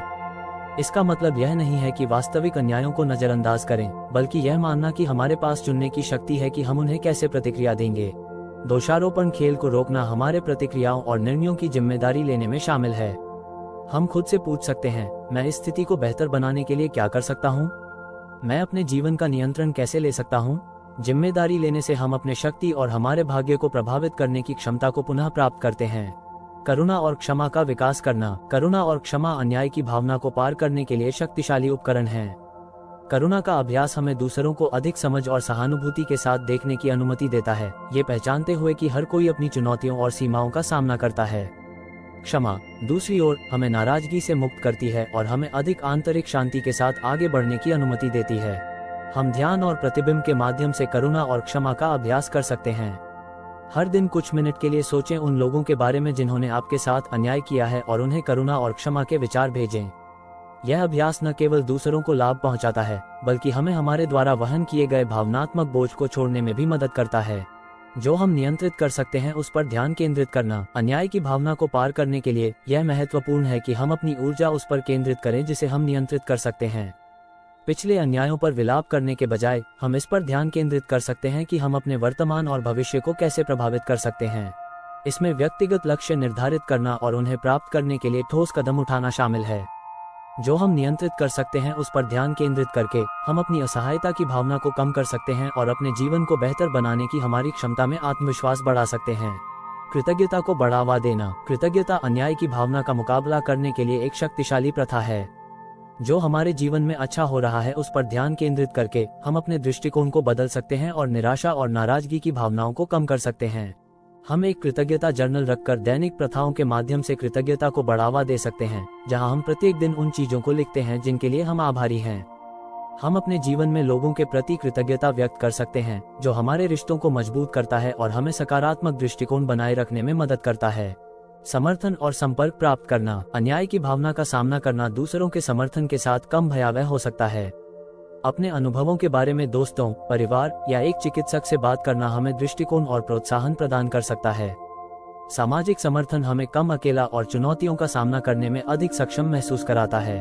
हम अपने अनुभवों को साझा करने और दूसरों की रणनीतियों से सीखने के लिए सहायता समूहों या ऑनलाइन समुदायों में भी समर्थन प्राप्त कर सकते हैं। समान समस्याओं का सामना कर रहे लोगों के साथ संपर्क आराम और ताकत का स्रोत हो सकता है। ध्यान और मेडिटेशन का अभ्यास करना। ध्यान और मेडिटेशन अन्याय की भावना का प्रबंधन करने के लिए प्रभावी उपकरण हैं। ये प्रथाएं हमें वर्तमान में बने रहने और हमारी भावनाओं को बिना निर्णय के देखने की अनुमति देती हैं। ध्यान के माध्यम से हम अन्याय की भावना को पहचानना और उसे जाने देना सीख सकते हैं, बिना उसमें फंसने के। मेडिटेशन हमें अधिक आंतरिक शांति विकसित करने और अपने और दूसरों के साथ एक अधिक करुणापूर्ण संबंध बनाने में मदद करता है। ध्यान और मेडिटेशन का अभ्यास करके हम अपनी भावनाओं की प्रतिक्रिया को कम कर सकते हैं और अधिक संतुलन और भलाई की भावना प्राप्त कर सकते हैं। दुनिया की अपूर्णता को स्वीकार करना। अंत में, दुनिया की अपूर्णता को स्वीकार करना अन्याय की भावना को पार करने के लिए आवश्यक है। जीवन हमेशा निष्पक्ष नहीं होता और लोग हमेशा न्यायपूर्ण तरीके से कार्य नहीं करते। इस वास्तविकता को स्वीकार करना हमें नाराजगी को छोड़ने और हमारे अपने जीवन को बेहतर बनाने पर ध्यान केंद्रित करने में मदद करता है। हम दुनिया की अपूर्णता को प्रतिबिंब और आत्म करुणा के माध्यम से स्वीकार करने का अभ्यास कर सकते हैं। एक स्वीकृति के दृष्टिकोण को विकसित करके हम नियंत्रित और न्याय करने की हमारी आवश्यकता को कम कर सकते हैं और अधिक शांति और शांति के साथ जी सकते हैं। अध्याय 9, महत्व का जाल। महत्व की चाह। महत्व की चाह एक भ्रमित क्षेत्र है जो कई लोगों को प्रभावित करता है। यह मान्यता और बाहरी मान्यता की यह आवश्यकता हमारे निर्णयों, व्यवहारों और अंततः हमारे आत्मसम्मान को प्रभावित कर सकती है। दूसरों की स्वीकृति की इस निरंतर खोज में जीना हमें सीमित कर सकता है और हमें आत्म स्वीकृति और आत्म संतोष प्राप्त करने से रोक सकता है। छोटे बच्चों के रूप में हमें माता पिता, शिक्षक और मित्र जैसे प्राधिकरण आंकड़ों से स्वीकृति प्राप्त करने के लिए प्रशिक्षित किया जाता है। ये स्वीकृति की खोज हमारे वयस्कता में भी जारी रहती है, जहां कार्यस्थल, सामाजिक सेटिंग्स और पारिवारिक गतिशीलता में स्वीकृति की आवश्यकता प्रकट हो सकती है। इस आवश्यकता को पहचानना और उसे पार करना एक प्रामाणिक और संतोषजनक जीवन जीने के लिए महत्वपूर्ण है। महत्व की चाह को पहचानना। महत्व की चाह को पार करने का पहला कदम ये पहचानना है कि आप इस आवश्यकता के अनुसार कब कार्य कर रहे हैं। अपने आप से पूछें, कितनी बार मैं ऐसे निर्णय लेता हूं जो दूसरों के लिए महत्वपूर्ण दिखने के लिए होते हैं?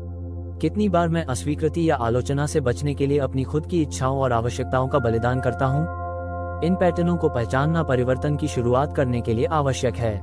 महत्व की चाह कई तरीकों से प्रकट हो सकती है, जैसे लगातार प्रशंसा और पुरस्कार की खोज करना, अपने आप को दूसरों से तुलना करना और बाहरी मान्यता न मिलने पर असुरक्षित महसूस करना। यह व्यवहार तनाव, चिंता और निरंतर असंतोष की भावना को जन्म दे सकता है। स्व स्वीकृति का विकास करना। महत्व की चाह को पार करने की कुंजी स्व स्वीकृति का विकास करना है। इसका मतलब है कि अपनी भावनाओं, विचारों और कार्यों को बाहरी मान्यता पर निर्भर हुए बिना मान्यता और स्वीकृति देना। स्व स्वीकृति अहंकार या स्वार्थ नहीं है, ये हमारे अपने मूल्य और गरिमा की एक सच्ची मान्यता है। स्व स्वीकृति को विकसित करने के लिए स्व अभिव्यक्ति का अभ्यास करना उपयोगी है। इसमें आपके गुणों और उपलब्धियों की एक सूची बनाना और नियमित रूप से खुद को याद दिलाना शामिल हो सकता है कि आप दूसरों की सोच के बावजूद मूल्यवान हैं। यह व्यक्तिगत लक्ष्य और मानक निर्धारित करने में भी सहायक हो सकता है जो आपके अपने विश्वासों पर आधारित हों, बजाय दूसरों की अपेक्षाओं के। परिणाम के बजाय प्रक्रिया पर ध्यान केंद्रित करना। महत्व की चाह को पार करने का एक प्रभावी तरीका परिणाम के बजाय प्रक्रिया पर ध्यान केंद्रित करना है। लगातार मान्यता और बाहरी मान्यता की खोज करने के बजाय हम सीखने और बढ़ने की प्रक्रिया का आनंद ले सकते हैं। ये दृष्टिकोण हमें हमारे कार्यों में संतोष और अर्थ खोजने की अनुमति देता है, चाहे हमें मान्यता मिले या न मिले। प्रक्रिया पर ध्यान केंद्रित करना हमारे प्रयासों और आंतरिक उपलब्धियों का मूल्यांकन करने में शामिल है, बाहरी मान्यता पर निर्भर हुए बिना। ऐसा करके हम अपनी चिंता और तनाव को कम कर सकते हैं और अपने संतोष और भलाई की भावना को बढ़ा सकते हैं। विनम्रता का विकास करना। विनम्रता एक शक्तिशाली गुण है जो हमें महत्व की चाह को पार करने में मदद करता है। विनम्र होना यह नहीं है कि हम अपने मूल्य को कम करें, बल्कि यह है कि हम यह मानें कि हर कोई समान है और हर व्यक्ति का अपना मूल्य और गरिमा है। विनम्रता हमें दूसरों को सहानुभूति और सम्मान के साथ देखने और खुद को बिना तुलना किए मूल्यवान मानने की अनुमति देती है। हम विनम्रता का विकास कृतज्ञता का अभ्यास करके, दूसरों की सेवा करके और आत्म करुणा का अभ्यास करके कर सकते हैं। दूसरों की जरूरतों और भलाई पर ध्यान केंद्रित करके हम अपनी महत्व की चाह को कम कर सकते हैं और एक गहरे अर्थ और उद्देश्य का अनुभव कर सकते हैं। तुलना का प्रबंधन करना। लगातार तुलना करना एक सामान्य जाल है जो महत्व की चाह को बढ़ाता है। दूसरों से अपनी तुलना करने से हमें असुरक्षित महसूस होता है और लगातार बाहरी मान्यता की खोज होती है। इस जाल को पार करने के लिए यह उपयोगी है कि हम अपने लक्ष्य और उपलब्धियों पर ध्यान केंद्रित करें, बजाय दूसरों से अपनी तुलना करने के। हम तुलना का प्रबंधन अपने गुणों और उपलब्धियों का मान्यता और जश्न मनाकर कर सकते हैं। अपनी वृद्धि और विकास पर ध्यान केंद्रित करके हम अपनी महत्व की चाह को कम कर सकते हैं और अधिक संतोष और भलाई का अनुभव कर सकते हैं। प्रामाणिकता के साथ जीना। स्वयं को महत्व की चाह से मुक्त करने के लिए हमें प्रामाणिकता के साथ जीने के लिए प्रतिबद्ध होना होगा। इसका मतलब है कि हम अपने मूल्यों, इच्छाओं और आवश्यकताओं के अनुसार कार्य करें, बजाय दूसरों की अपेक्षाओं को पूरा करने के। प्रामाणिकता हमें खुद के और दूसरों के प्रति सच्चे होने की अनुमति देती है, जिससे अधिक सच्चे और संतोषजनक रिश्ते बनते हैं। प्रामाणिकता के साथ जीने के लिए साहस और आत्म जागरूकता की आवश्यकता होती है। हमें अपनी खुद की प्रेरणाओं और इच्छाओं का पता लगाने और निर्णय लेने के लिए तैयार रहना होगा जो वास्तव में हमारे हैं। ऐसा करके हम अपने भीतर की शांति और संतोष की एक बड़ी भावना का अनुभव कर सकते हैं, ये जानते हुए कि हम एक ऐसा जीवन जी रहे हैं जो वास्तव में हमारा अपना है। ध्यान और माइंडफुलनेस का अभ्यास करना। ध्यान और माइंडफुलनेस महत्व की चाह का प्रबंधन करने के लिए प्रभावी उपकरण हैं। ये प्रथाएं हमें वर्तमान में बने रहने और हमारे विचारों और भावनाओं को बिना निर्णय के देखने की अनुमति देती हैं। माइंडफुलनेस के माध्यम से हम ये पहचानना और छोड़ना सीख सकते हैं कि महत्व की चाह कब उत्पन्न हो रही है, बिना उसमें फंसने के।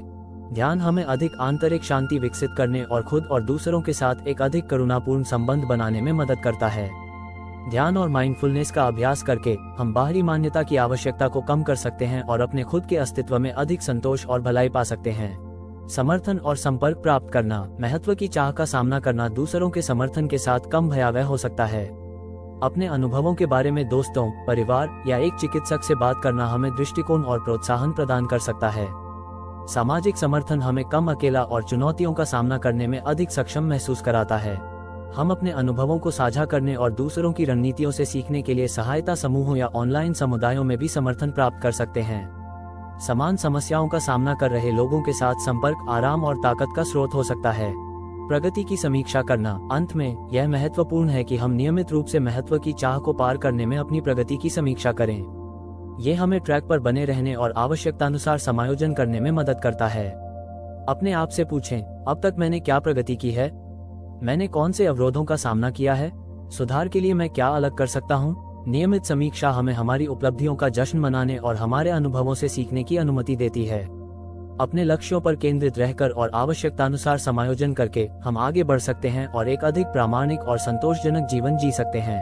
अध्याय 10। टालमटोल के जाल। टालमटोल को समझना। टालमटोल एक भ्रमित क्षेत्र है जो कई लोगों को प्रभावित करता है और उन्हें उनके लक्ष्यों को प्राप्त करने और पूर्ण जीवन जीने से रोकता है। टालमटोल तब प्रकट होता है जब हम महत्वपूर्ण कार्यों को टालते हैं और उन्हें कम महत्वपूर्ण या कम चुनौतीपूर्ण गतिविधियों से बदल देते हैं।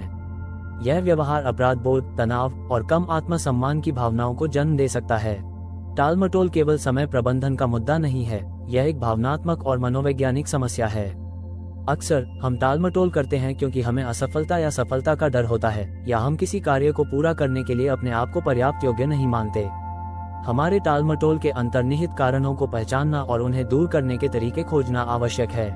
टालमटोल के कारणों की पहचान करना। टालमटोल को पार करने के लिए इसके अंतर्निहित कारणों की पहचान करना महत्वपूर्ण है। अपने आप से पूछें, मैं इस कार्य को क्यों टाल रहा हूँ?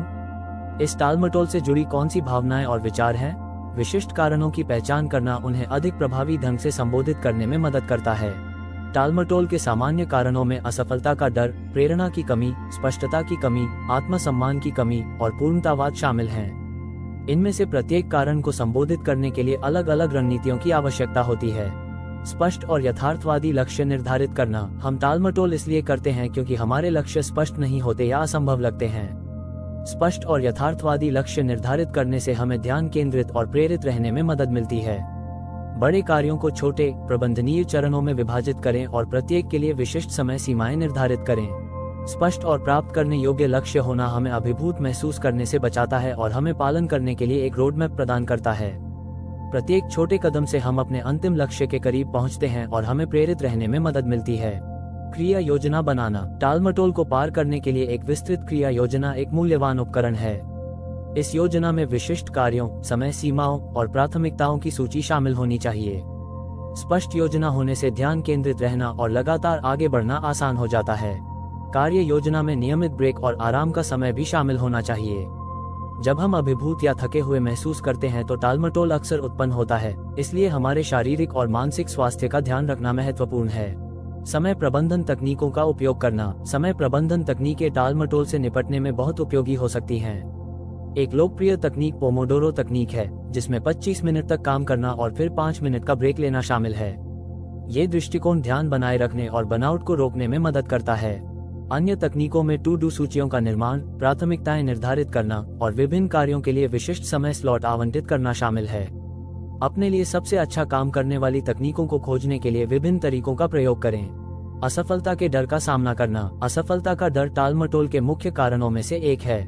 ये डर हमें पंगु बना सकता है और हमें महत्वपूर्ण कार्यों से बचने के लिए प्रेरित कर सकता है, ताकि हम असफलता की संभावना से खुद को बचा सकें। इस डर को पार करने के लिए असफलता पर हमारे दृष्टिकोण को बदलना महत्वपूर्ण है।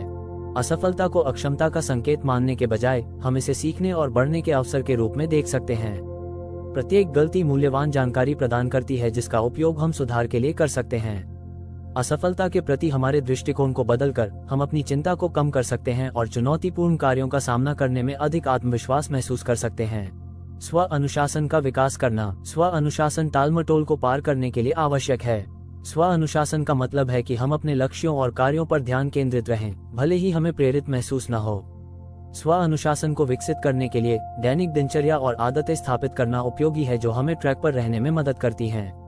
हम छोटे दैनिक लक्ष्य निर्धारित करके और उन्हें प्राप्त करने के लिए खुद को पुरस्कृत करके शुरू कर सकते हैं। समय के साथ ये आदतें मजबूत हो जाएंगी और हमें बड़े और अधिक चुनौतीपूर्ण कार्यों में अनुशासन बनाए रखने में मदद करेंगी। स्व करुणा का अभ्यास करना। स्व करुणा टालमटोल का प्रबंधन करने के लिए एक शक्तिशाली उपकरण है। टालमटोल अक्सर अपराध बोध और आत्मनिंदा के साथ होता है। स्वकरुणा का अभ्यास करने का मतलब है कि हम खुद के साथ दयालु और समझदारी से पेश आते हैं, खासकर जब हम असफल होते हैं या चुनौतियों का सामना करते हैं। टालमटोल के लिए खुद को आलोचना करने के बजाय हम ये स्वीकार कर सकते हैं कि हम इंसान हैं और हर किसी को कठिनाइयों का सामना करना पड़ता है। स्वकरुणा के साथ खुद का इलाज करके हम तनाव और चिंता को कम करते हैं, जो हमें हमारे कार्यों का अधिक सकारात्मक और सक्रिय दृष्टिकोण से सामना करने में मदद करता है। समर्थन और संपर्क प्राप्त करना। टालमटोल का सामना करना दूसरों के समर्थन के साथ कम भयावह हो सकता है। अपने लक्ष्यों और चुनौतियों के बारे में दोस्तों, परिवार या एक चिकित्सक से बात करना हमें दृष्टिकोण और समर्थन प्रदान कर सकता है। सामाजिक संपर्क हमें कम अकेला और चुनौतियों का सामना करने में अधिक सक्षम महसूस कराता है। हम अपने अनुभवों को साझा करने और दूसरों की रणनीतियों से सीखने के लिए सहायता समूहों या ऑनलाइन समुदायों में भी समर्थन प्राप्त कर सकते हैं। समान समस्याओं का सामना कर रहे लोगों के साथ संपर्क आराम और ताकत का स्रोत हो सकता है। प्रगति की समीक्षा करना और समायोजित करना। अंत में यह महत्वपूर्ण है कि हम नियमित रूप से टालमटोल को पार करने में अपनी प्रगति की समीक्षा करें। ये हमें ट्रैक पर बने रहने और आवश्यकतानुसार समायोजन करने में मदद करता है। अपने आप से पूछें, अब तक मैंने क्या प्रगति की है? मैंने कौन से अवरोधों का सामना किया है? सुधार के लिए मैं क्या अलग कर सकता हूँ? नियमित समीक्षा हमें हमारी उपलब्धियों का जश्न मनाने और हमारे अनुभवों से सीखने की अनुमति देती है। अपने लक्ष्यों पर केंद्रित रहकर और आवश्यकतानुसार समायोजन करके हम टालमटोल को पार कर सकते हैं और एक अधिक उत्पादक और संतोषजनक जीवन जी सकते हैं। सकारात्मक मानसिकता का विकास करना। सकारात्मक मानसिकता टालमटोल को पार करने के लिए महत्वपूर्ण है।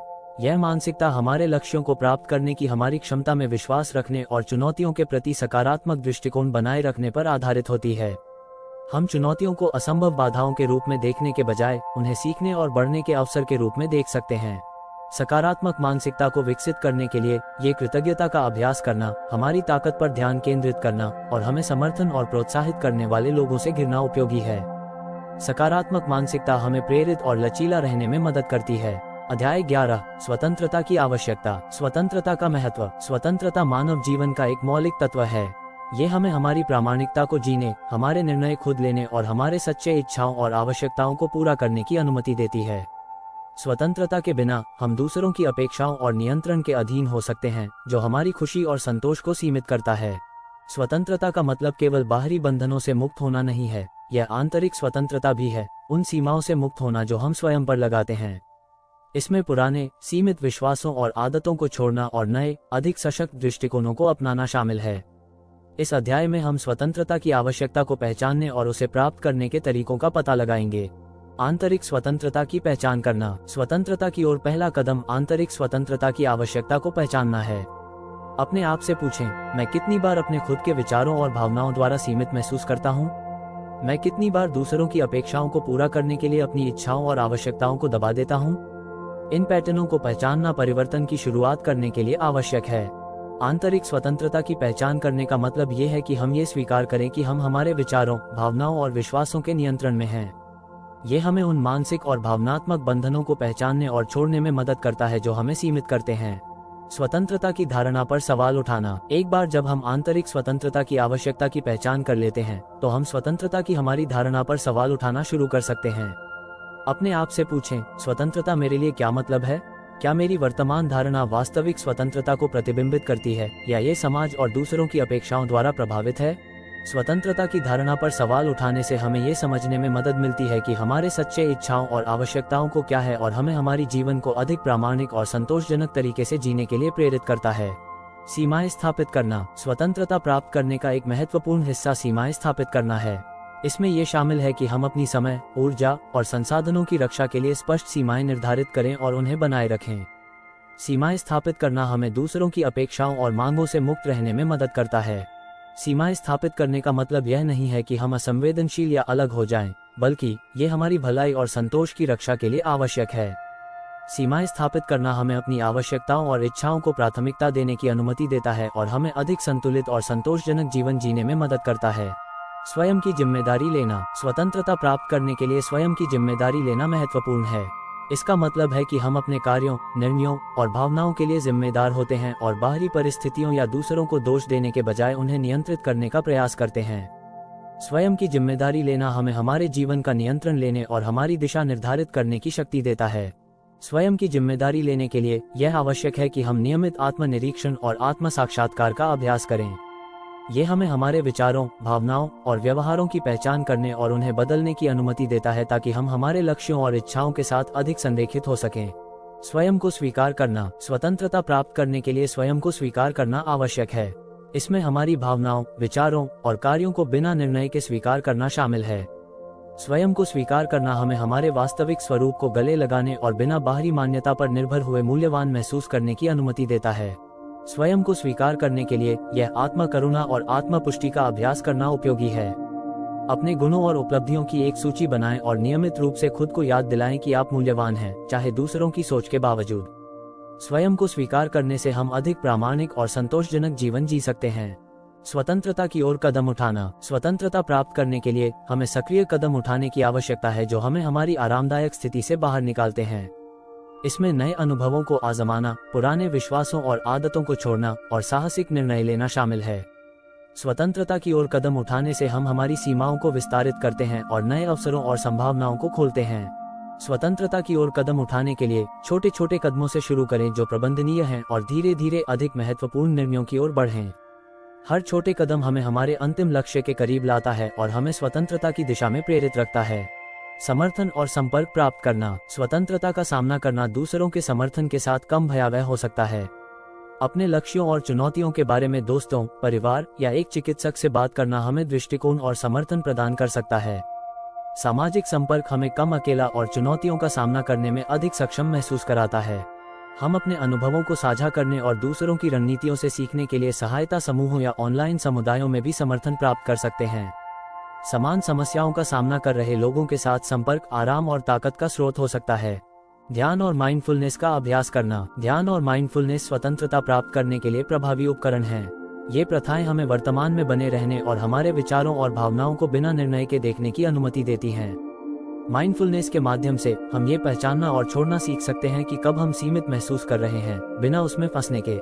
ध्यान हमें अधिक आंतरिक शांति विकसित करने और खुद और दूसरों के साथ एक अधिक करुणापूर्ण संबंध बनाने में मदद करता है। ध्यान और माइंडफुलनेस का अभ्यास करके हम बाहरी मान्यता की आवश्यकता को कम कर सकते हैं और अपने खुद के अस्तित्व में अधिक संतोष और भलाई पा सकते हैं। स्वतंत्रता की प्रगति की समीक्षा करना। अंत में यह महत्वपूर्ण है कि हम नियमित रूप से स्वतंत्रता प्राप्त करने में अपनी प्रगति की समीक्षा करें। यह हमें ट्रैक पर बने रहने और आवश्यकतानुसार समायोजन करने में मदद करता है। अपने आप से पूछें, अब तक मैंने क्या प्रगति की है? मैंने कौन से अवरोधों का सामना किया है? सुधार के लिए मैं क्या अलग कर सकता हूँ? नियमित समीक्षा हमें हमारी उपलब्धियों का जश्न मनाने और हमारे अनुभवों से सीखने की अनुमति देती है। अपने लक्ष्यों पर केंद्रित रहकर और आवश्यकतानुसार समायोजन करके हम स्वतंत्रता प्राप्त कर सकते हैं और एक अधिक संतोषजनक जीवन जी सकते हैं। अध्याय 12, खुद को प्रतिबद्ध करना। स्वयं के प्रति प्रतिबद्धता का महत्व। स्वयं के प्रति प्रतिबद्धता लेना एक पूर्ण और प्रामाणिक जीवन जीने के लिए महत्वपूर्ण है। ये प्रतिबद्धता हमारी भलाई का ध्यान रखने, हमारे लक्ष्यों का पीछा करने और हमारे मूल्यों के अनुसार जीवन जीने के लिए सचेत निर्णय लेने में शामिल है। स्वयं के प्रति एक ठोस प्रतिबद्धता के बिना यह आसान है कि हम अपनी दिशा खो दें और बाहरी प्रभावों को हमारी सच्ची इच्छाओं और आवश्यकताओं से दूर कर दें। स्वयं के प्रति प्रतिबद्धता का मतलब है कि हम अपने व्यक्तिगत विकास और भलाई को प्राथमिकता देते हैं। यह आत्म प्रेम और आत्म सम्मान का एक कार्य है जो हमें एक अर्थपूर्ण और संतोषजनक जीवन बनाने की अनुमति देता है। इस अध्याय में हम स्वयं के प्रति प्रतिबद्धता को स्थापित और बनाए रखने के तरीकों का पता लगाएंगे। हमारी प्राथमिकताओं को परिभाषित करना। स्वयं के प्रति प्रतिबद्धता का पहला कदम हमारी प्राथमिकताओं को परिभाषित करना है। अपने आप से पूछें, मेरे जीवन में सबसे महत्वपूर्ण क्या है? मेरे मुख्य लक्ष्य और मूल्य क्या हैं? हमारी प्राथमिकताओं की पहचान हमें हमारे समय और ऊर्जा को वास्तव में महत्वपूर्ण चीजों पर केंद्रित करने में मदद करती है। हमारी प्राथमिकताओं की एक सूची बनाना और इसे नियमित रूप से समीक्षा करना सहायक हो सकता है। ये हमें ध्यान केंद्रित रहने और आवश्यकतानुसार समायोजन करने की अनुमति देता है। स्पष्ट प्राथमिकताओं के साथ हम निर्णय ले सकते हैं जो हमारे मूल्यों और दीर्घकालिक लक्ष्यों के साथ संरेखित होते हैं। व्यक्तिगत लक्ष्य निर्धारित करना। स्वयं के प्रति प्रतिबद्धता का एक महत्वपूर्ण हिस्सा व्यक्तिगत लक्ष्य निर्धारित करना है। लक्ष्य हमें उद्देश्य और दिशा की भावना प्रदान करते हैं और हमें आगे बढ़ने के लिए प्रेरित करते हैं। लक्ष्य निर्धारित करते समय यह महत्वपूर्ण है कि वे विशिष्ट, प्राप्त करने योग्य और हमारी प्राथमिकताओं और मूल्यों के साथ संरेखित हों। बड़े लक्ष्यों को छोटे, प्रबंधनीय चरणों में विभाजित करें और प्रत्येक के लिए विशिष्ट समय सीमाएं निर्धारित करें। यह आपको ध्यान केंद्रित और प्रेरित रहने में मदद करता है और आपकी प्रगति को प्रभावी ढंग से मापने की अनुमति देता है। क्रिया योजना बनाना। स्वयं के प्रति प्रतिबद्धता बनाए रखने के लिए एक विस्तृत क्रिया योजना एक मूल्यवान उपकरण है। इस योजना में विशिष्ट कार्यों, समय सीमाओं और प्राथमिकताओं की सूची शामिल होनी चाहिए। स्पष्ट योजना होने से ध्यान केंद्रित रहना और लगातार आगे बढ़ना आसान हो जाता है। क्रिया योजना में नियमित ब्रेक और आराम का समय भी शामिल होना चाहिए। जब हम अभिभूत या थके हुए महसूस करते हैं तो टालमटोल अक्सर उत्पन्न होता है, इसलिए हमारे शारीरिक और मानसिक स्वास्थ्य का ध्यान रखना महत्वपूर्ण है। स्व अनुशासन का विकास करना। स्व अनुशासन स्वयं के प्रति प्रतिबद्धता बनाए रखने के लिए आवश्यक है। स्व अनुशासन का मतलब है कि हम अपने लक्ष्यों और कार्यों पर ध्यान केंद्रित रहें, भले ही हमें प्रेरित महसूस न हो। स्व अनुशासन को विकसित करने के लिए दैनिक दिनचर्या और आदतें स्थापित करना उपयोगी है जो हमें ट्रैक पर रहने में मदद करती हैं। हम छोटे दैनिक लक्ष्य निर्धारित करके और उन्हें प्राप्त करने के लिए खुद को पुरस्कृत करके शुरू कर सकते हैं। समय के साथ ये आदतें मजबूत हो जाएंगी और हमें बड़े और अधिक चुनौतीपूर्ण कार्यों में अनुशासन बनाए रखने में मदद करेंगी।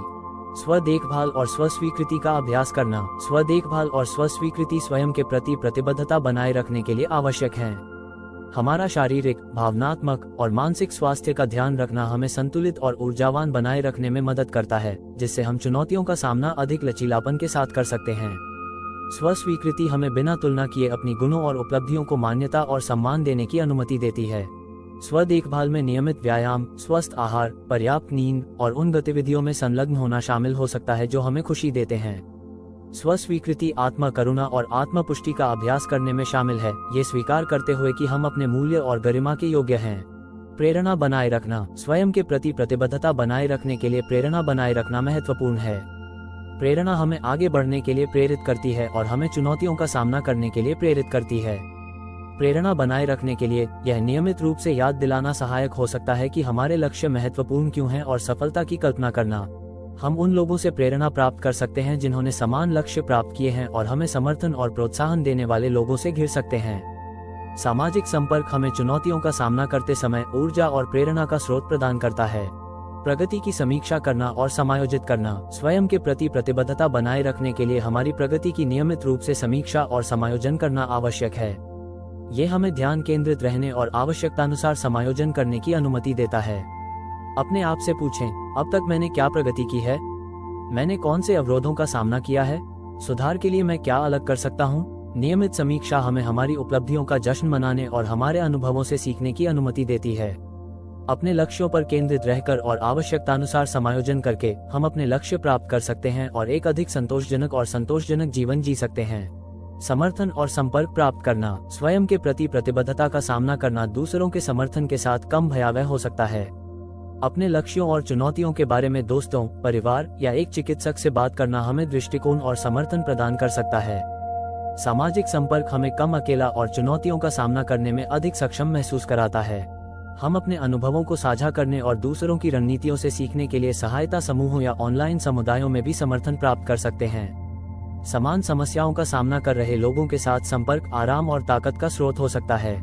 ध्यान और माइंडफुलनेस का अभ्यास करना। ध्यान और माइंडफुलनेस स्वयं के प्रति प्रतिबद्धता बनाए रखने के लिए प्रभावी उपकरण हैं। ये प्रथाएं हमें वर्तमान में बने रहने और हमारे विचारों और भावनाओं को बिना निर्णय के देखने की अनुमति देती हैं। माइंडफुलनेस के माध्यम से हम ये पहचानना और छोड़ना सीख सकते हैं कि कब हम सीमित महसूस कर रहे हैं, बिना उसमें फंसने के।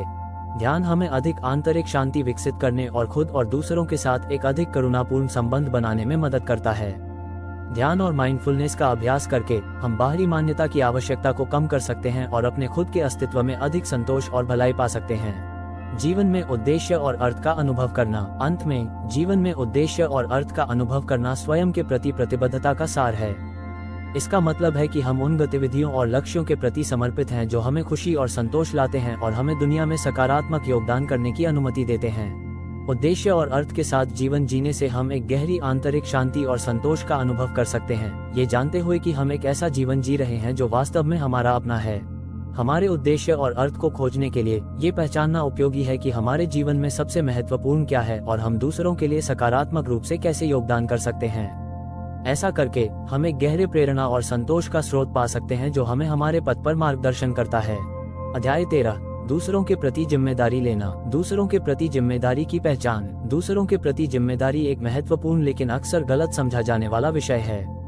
हमारे रिश्तों में हम अपने आसपास के लोगों के लिए कुछ हद तक जिम्मेदार महसूस करते हैं। ये जिम्मेदारी प्राकृतिक और आवश्यक है, लेकिन जब ये हमारे खुद के भले और स्वायत्तता पर बोझ बन जाती है तो यह एक भ्रमित क्षेत्र बन जाती है। इस अध्याय में हम दूसरों के प्रति जिम्मेदारी की स्वस्थ और अस्वस्थ सीमा की पहचान करेंगे और यह जानेंगे कि कैसे हम अपने जीवन में एक संतुलन बना सकते हैं। अस्वस्थ जिम्मेदारी को पहचानना। अस्वस्थ जिम्मेदारी तब होती है जब हम दूसरों की जरूरतों और इच्छाओं को अपने ऊपर रखते हैं। ये हमें थका हुआ, असंतुष्ट और तनावग्रस्त महसूस करा सकता है। अपने आप से पूछें, कितनी बार मैं अपने निर्णय दूसरों की अपेक्षाओं के अनुसार लेता हूँ? मैं कितनी बार अपने खुद के भले के लिए हाँ कहता हूँ, जबकि मैं वास्तव में ना कहना चाहता हूँ? इन पैटर्नों को पहचानना बदलाव की शुरुआत करने के लिए आवश्यक है। अस्वस्थ जिम्मेदारी अक्सर कोडेपेंडेंसी और सहानुभूति से अधिक सहानुभूति का परिणाम होती है। यह महत्वपूर्ण है कि हम ये समझें कि दूसरों की मदद करना महत्वपूर्ण है, लेकिन उनकी खुशी और भलाई के लिए पूरी तरह से जिम्मेदार होना असंभव है।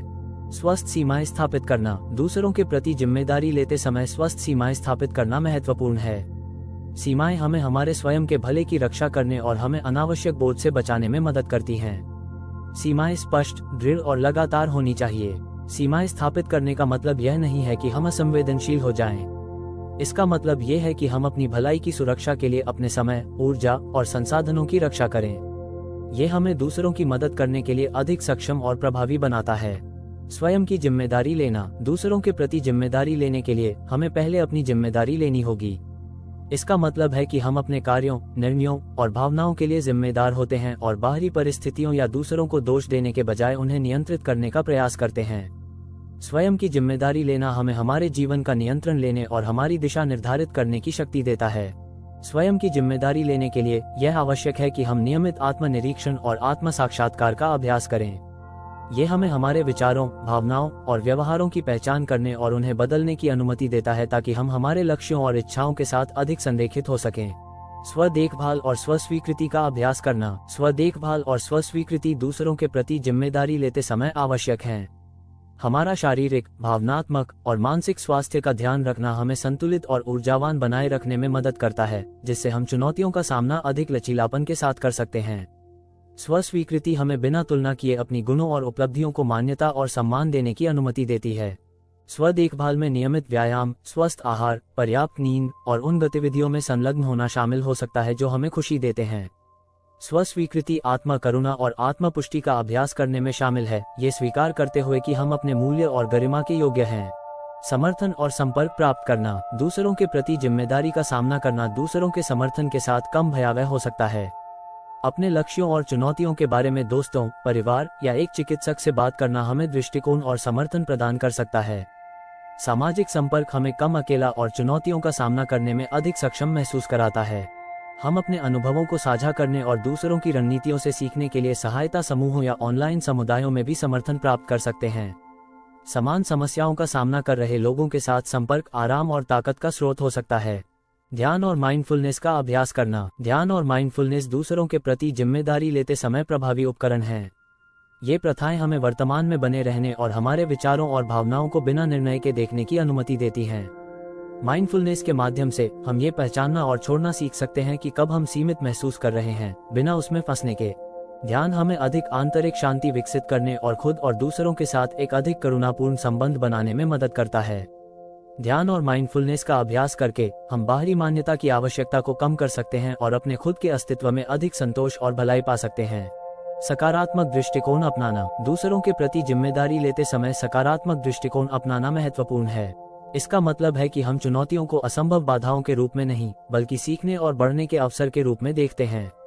ये दृष्टिकोण हमें हमारे रिश्तों में अधिक लचीलापन और संतोष के साथ काम करने में मदद करता है। सकारात्मक दृष्टिकोण अपनाने के लिए ये कृतज्ञता का अभ्यास करना, हमारी ताकत पर ध्यान केंद्रित करना और हमें समर्थन और प्रोत्साहित करने वाले लोगों से घिरना उपयोगी है। सकारात्मक दृष्टिकोण हमें प्रेरित और लचीला रहने में मदद करता है। प्रगति की समीक्षा करना और समायोजित करना। अंत में यह महत्वपूर्ण है कि हम नियमित रूप से दूसरों के प्रति जिम्मेदारी लेने में अपनी प्रगति की समीक्षा करें। ये हमें ध्यान केंद्रित रहने और आवश्यकतानुसार समायोजन करने की अनुमति देता है। अपने आप से पूछें, अब तक मैंने क्या प्रगति की है? मैंने कौन से अवरोधों का सामना किया है? सुधार के लिए मैं क्या अलग कर सकता हूँ? नियमित समीक्षा हमें हमारी उपलब्धियों का जश्न मनाने और हमारे अनुभवों से सीखने की अनुमति देती है। अपने लक्ष्यों पर केंद्रित रहकर और आवश्यकतानुसार समायोजन करके हम दूसरों के प्रति जिम्मेदारी ले सकते हैं और एक अधिक संतोषजनक जीवन जी सकते हैं। संतुलन बनाए रखना। दूसरों के प्रति जिम्मेदारी लेते समय संतुलन बनाए रखना महत्वपूर्ण है। इसका मतलब है कि हम अपने खुद के भले को बनाए रखते हुए दूसरों की मदद करते हैं। संतुलन बनाए रखना हमें स्वस्थ और संतोषजनक रिश्ते बनाने में मदद करता है। संतुलन बनाए रखने के लिए यह महत्वपूर्ण है कि हम हमारी सीमाओं का सम्मान करें और हमारी भलाई को प्राथमिकता दें।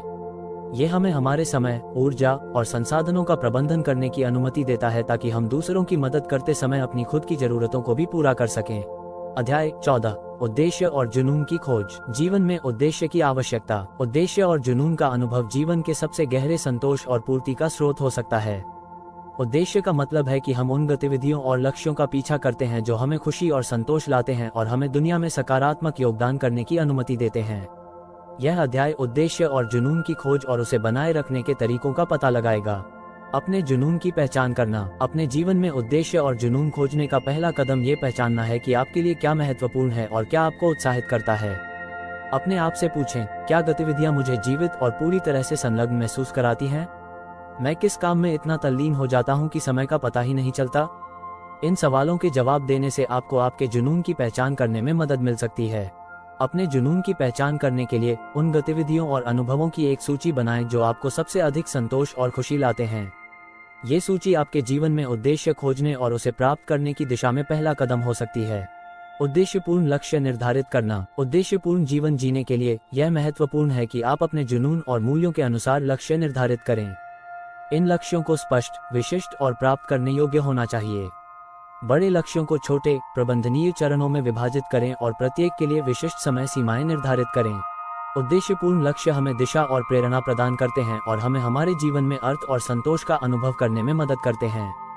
स्पष्ट लक्ष्यों के साथ हम निर्णय ले सकते हैं जो हमारे मूल्यों और दीर्घकालिक लक्ष्यों के साथ संरेखित होते हैं। क्रिया योजना बनाना। अपने उद्देश्यों और जुनून को प्राप्त करने के लिए एक विस्तृत क्रिया योजना एक मूल्यवान उपकरण है। इस योजना में विशिष्ट कार्यों, समय सीमाओं और प्राथमिकताओं की सूची शामिल होनी चाहिए। स्पष्ट योजना होने से ध्यान केंद्रित रहना और लगातार आगे बढ़ना आसान हो जाता है। क्रिया योजना में नियमित ब्रेक और आराम का समय भी शामिल होना चाहिए। जब हम अभिभूत या थके हुए महसूस करते हैं तो टालमटोल अक्सर उत्पन्न होता है, इसलिए हमारे शारीरिक और मानसिक स्वास्थ्य का ध्यान रखना महत्वपूर्ण है। प्रेरणा बनाए रखना। अपने उद्देश्यों और जुनून को प्राप्त करने के लिए प्रेरणा बनाए रखना महत्वपूर्ण है। प्रेरणा हमें आगे बढ़ने के लिए प्रेरित करती है और हमें चुनौतियों का सामना करने के लिए प्रेरित करती है। प्रेरणा बनाए रखने के लिए यह नियमित रूप से याद दिलाना सहायक हो सकता है कि हमारे लक्ष्य महत्वपूर्ण क्यों हैं और सफलता की कल्पना करना। हम उन लोगों से प्रेरणा प्राप्त कर सकते हैं जिन्होंने समान लक्ष्य प्राप्त किए हैं और हमें समर्थन और प्रोत्साहन देने वाले लोगों से घिर सकते हैं। सामाजिक संपर्क हमें चुनौतियों का सामना करते समय ऊर्जा और प्रेरणा का स्रोत प्रदान करता है। लचीलापन और धैर्य का विकास करना। उद्देश्य और जुनून की खोज में लचीलापन और धैर्य महत्वपूर्ण गुण हैं। चुनौतियों और असफलताओं का सामना करने पर भी हमें अपने लक्ष्यों पर ध्यान केंद्रित रहना चाहिए और निरंतर प्रयास करना चाहिए। लचीलापन हमें कठिनाइयों से उबरने और उनसे सीखने की क्षमता प्रदान करता है, जबकि धैर्य हमें हमारे प्रयासों में दृढ़ बने रहने की अनुमति देता है। लचीलापन और धैर्य का विकास करने के लिए यह महत्वपूर्ण है कि हम एक सकारात्मक दृष्टिकोण बनाए रखें और आत्म करुणा का अभ्यास करें। जब हम अपने आप से दयालुता और समझदारी से पेश आते हैं तो हम अधिक लचीला और दृढ़ महसूस करते हैं। समर्थन और संपर्क प्राप्त करना। उद्देश्य और जुनून की खोज में दूसरों के समर्थन के साथ कम भयावह हो सकता है। अपने लक्ष्यों और चुनौतियों के बारे में दोस्तों, परिवार या एक चिकित्सक से बात करना हमें दृष्टिकोण और समर्थन प्रदान कर सकता है। सामाजिक संपर्क हमें कम अकेला और चुनौतियों का सामना करने में अधिक सक्षम महसूस कराता है। हम अपने अनुभवों को साझा करने और दूसरों की रणनीतियों से सीखने के लिए सहायता समूहों या ऑनलाइन समुदायों में भी समर्थन प्राप्त कर सकते हैं। समान समस्याओं का सामना कर रहे लोगों के साथ संपर्क आराम और ताकत का स्रोत हो सकता है। ध्यान और माइंडफुलनेस का अभ्यास करना। ध्यान और माइंडफुलनेस उद्देश्य और जुनून की खोज में प्रभावी उपकरण हैं। ये प्रथाएं हमें वर्तमान में बने रहने और हमारे विचारों और भावनाओं को बिना निर्णय के देखने की अनुमति देती हैं। माइंडफुलनेस के माध्यम से हम ये पहचानना और छोड़ना सीख सकते हैं कि कब हम सीमित महसूस कर रहे हैं, बिना उसमें फंसने के। ध्यान हमें अधिक आंतरिक शांति विकसित करने और खुद और दूसरों के साथ एक अधिक करुणापूर्ण संबंध बनाने में मदद करता है। ध्यान और माइंडफुलनेस का अभ्यास करके हम बाहरी मान्यता की आवश्यकता को कम कर सकते हैं और अपने खुद के अस्तित्व में अधिक संतोष और भलाई पा सकते हैं। जीवन में उद्देश्य और अर्थ का अनुभव करना। अंत में, जीवन में उद्देश्य और अर्थ का अनुभव करना उद्देश्य और जुनून की खोज का सार है। इसका मतलब है कि हम उन गतिविधियों और लक्ष्यों के प्रति समर्पित हैं जो हमें खुशी और संतोष लाते हैं और हमें दुनिया में सकारात्मक योगदान करने की अनुमति देते हैं। उद्देश्य और अर्थ के साथ जीवन जीने से हम एक गहरी आंतरिक शांति और संतोष का अनुभव कर सकते हैं, ये जानते हुए कि हम एक ऐसा जीवन जी रहे हैं जो वास्तव में हमारा अपना है। हमारे उद्देश्य और अर्थ को खोजने के लिए ये पहचानना उपयोगी है कि हमारे जीवन में सबसे महत्वपूर्ण क्या है और हम दूसरों के लिए सकारात्मक रूप से कैसे योगदान कर सकते हैं। ऐसा करके हम एक गहरे प्रेरणा और संतोष का स्रोत पा सकते हैं जो हमें हमारे पथ पर मार्गदर्शन करता है। उद्देश्य की प्रगति की समीक्षा करना। अंत में, यह महत्वपूर्ण है कि हम नियमित रूप से उद्देश्य और जुनून की खोज में अपनी प्रगति की समीक्षा करें। यह हमें ध्यान केंद्रित रहने और आवश्यकतानुसार समायोजन करने की अनुमति देता है। अपने आप से पूछें, अब तक मैंने क्या प्रगति की है? मैंने कौन से अवरोधों का सामना किया है? सुधार के लिए मैं क्या अलग कर सकता हूँ? नियमित समीक्षा हमें हमारी उपलब्धियों का जश्न मनाने और हमारे अनुभवों से सीखने की अनुमति देती है। अपने लक्ष्यों पर केंद्रित रहकर और आवश्यकतानुसार समायोजन करके हम उद्देश्य और जुनून की खोज में सफलता प्राप्त कर सकते हैं और एक अधिक संतोषजनक जीवन जी सकते हैं।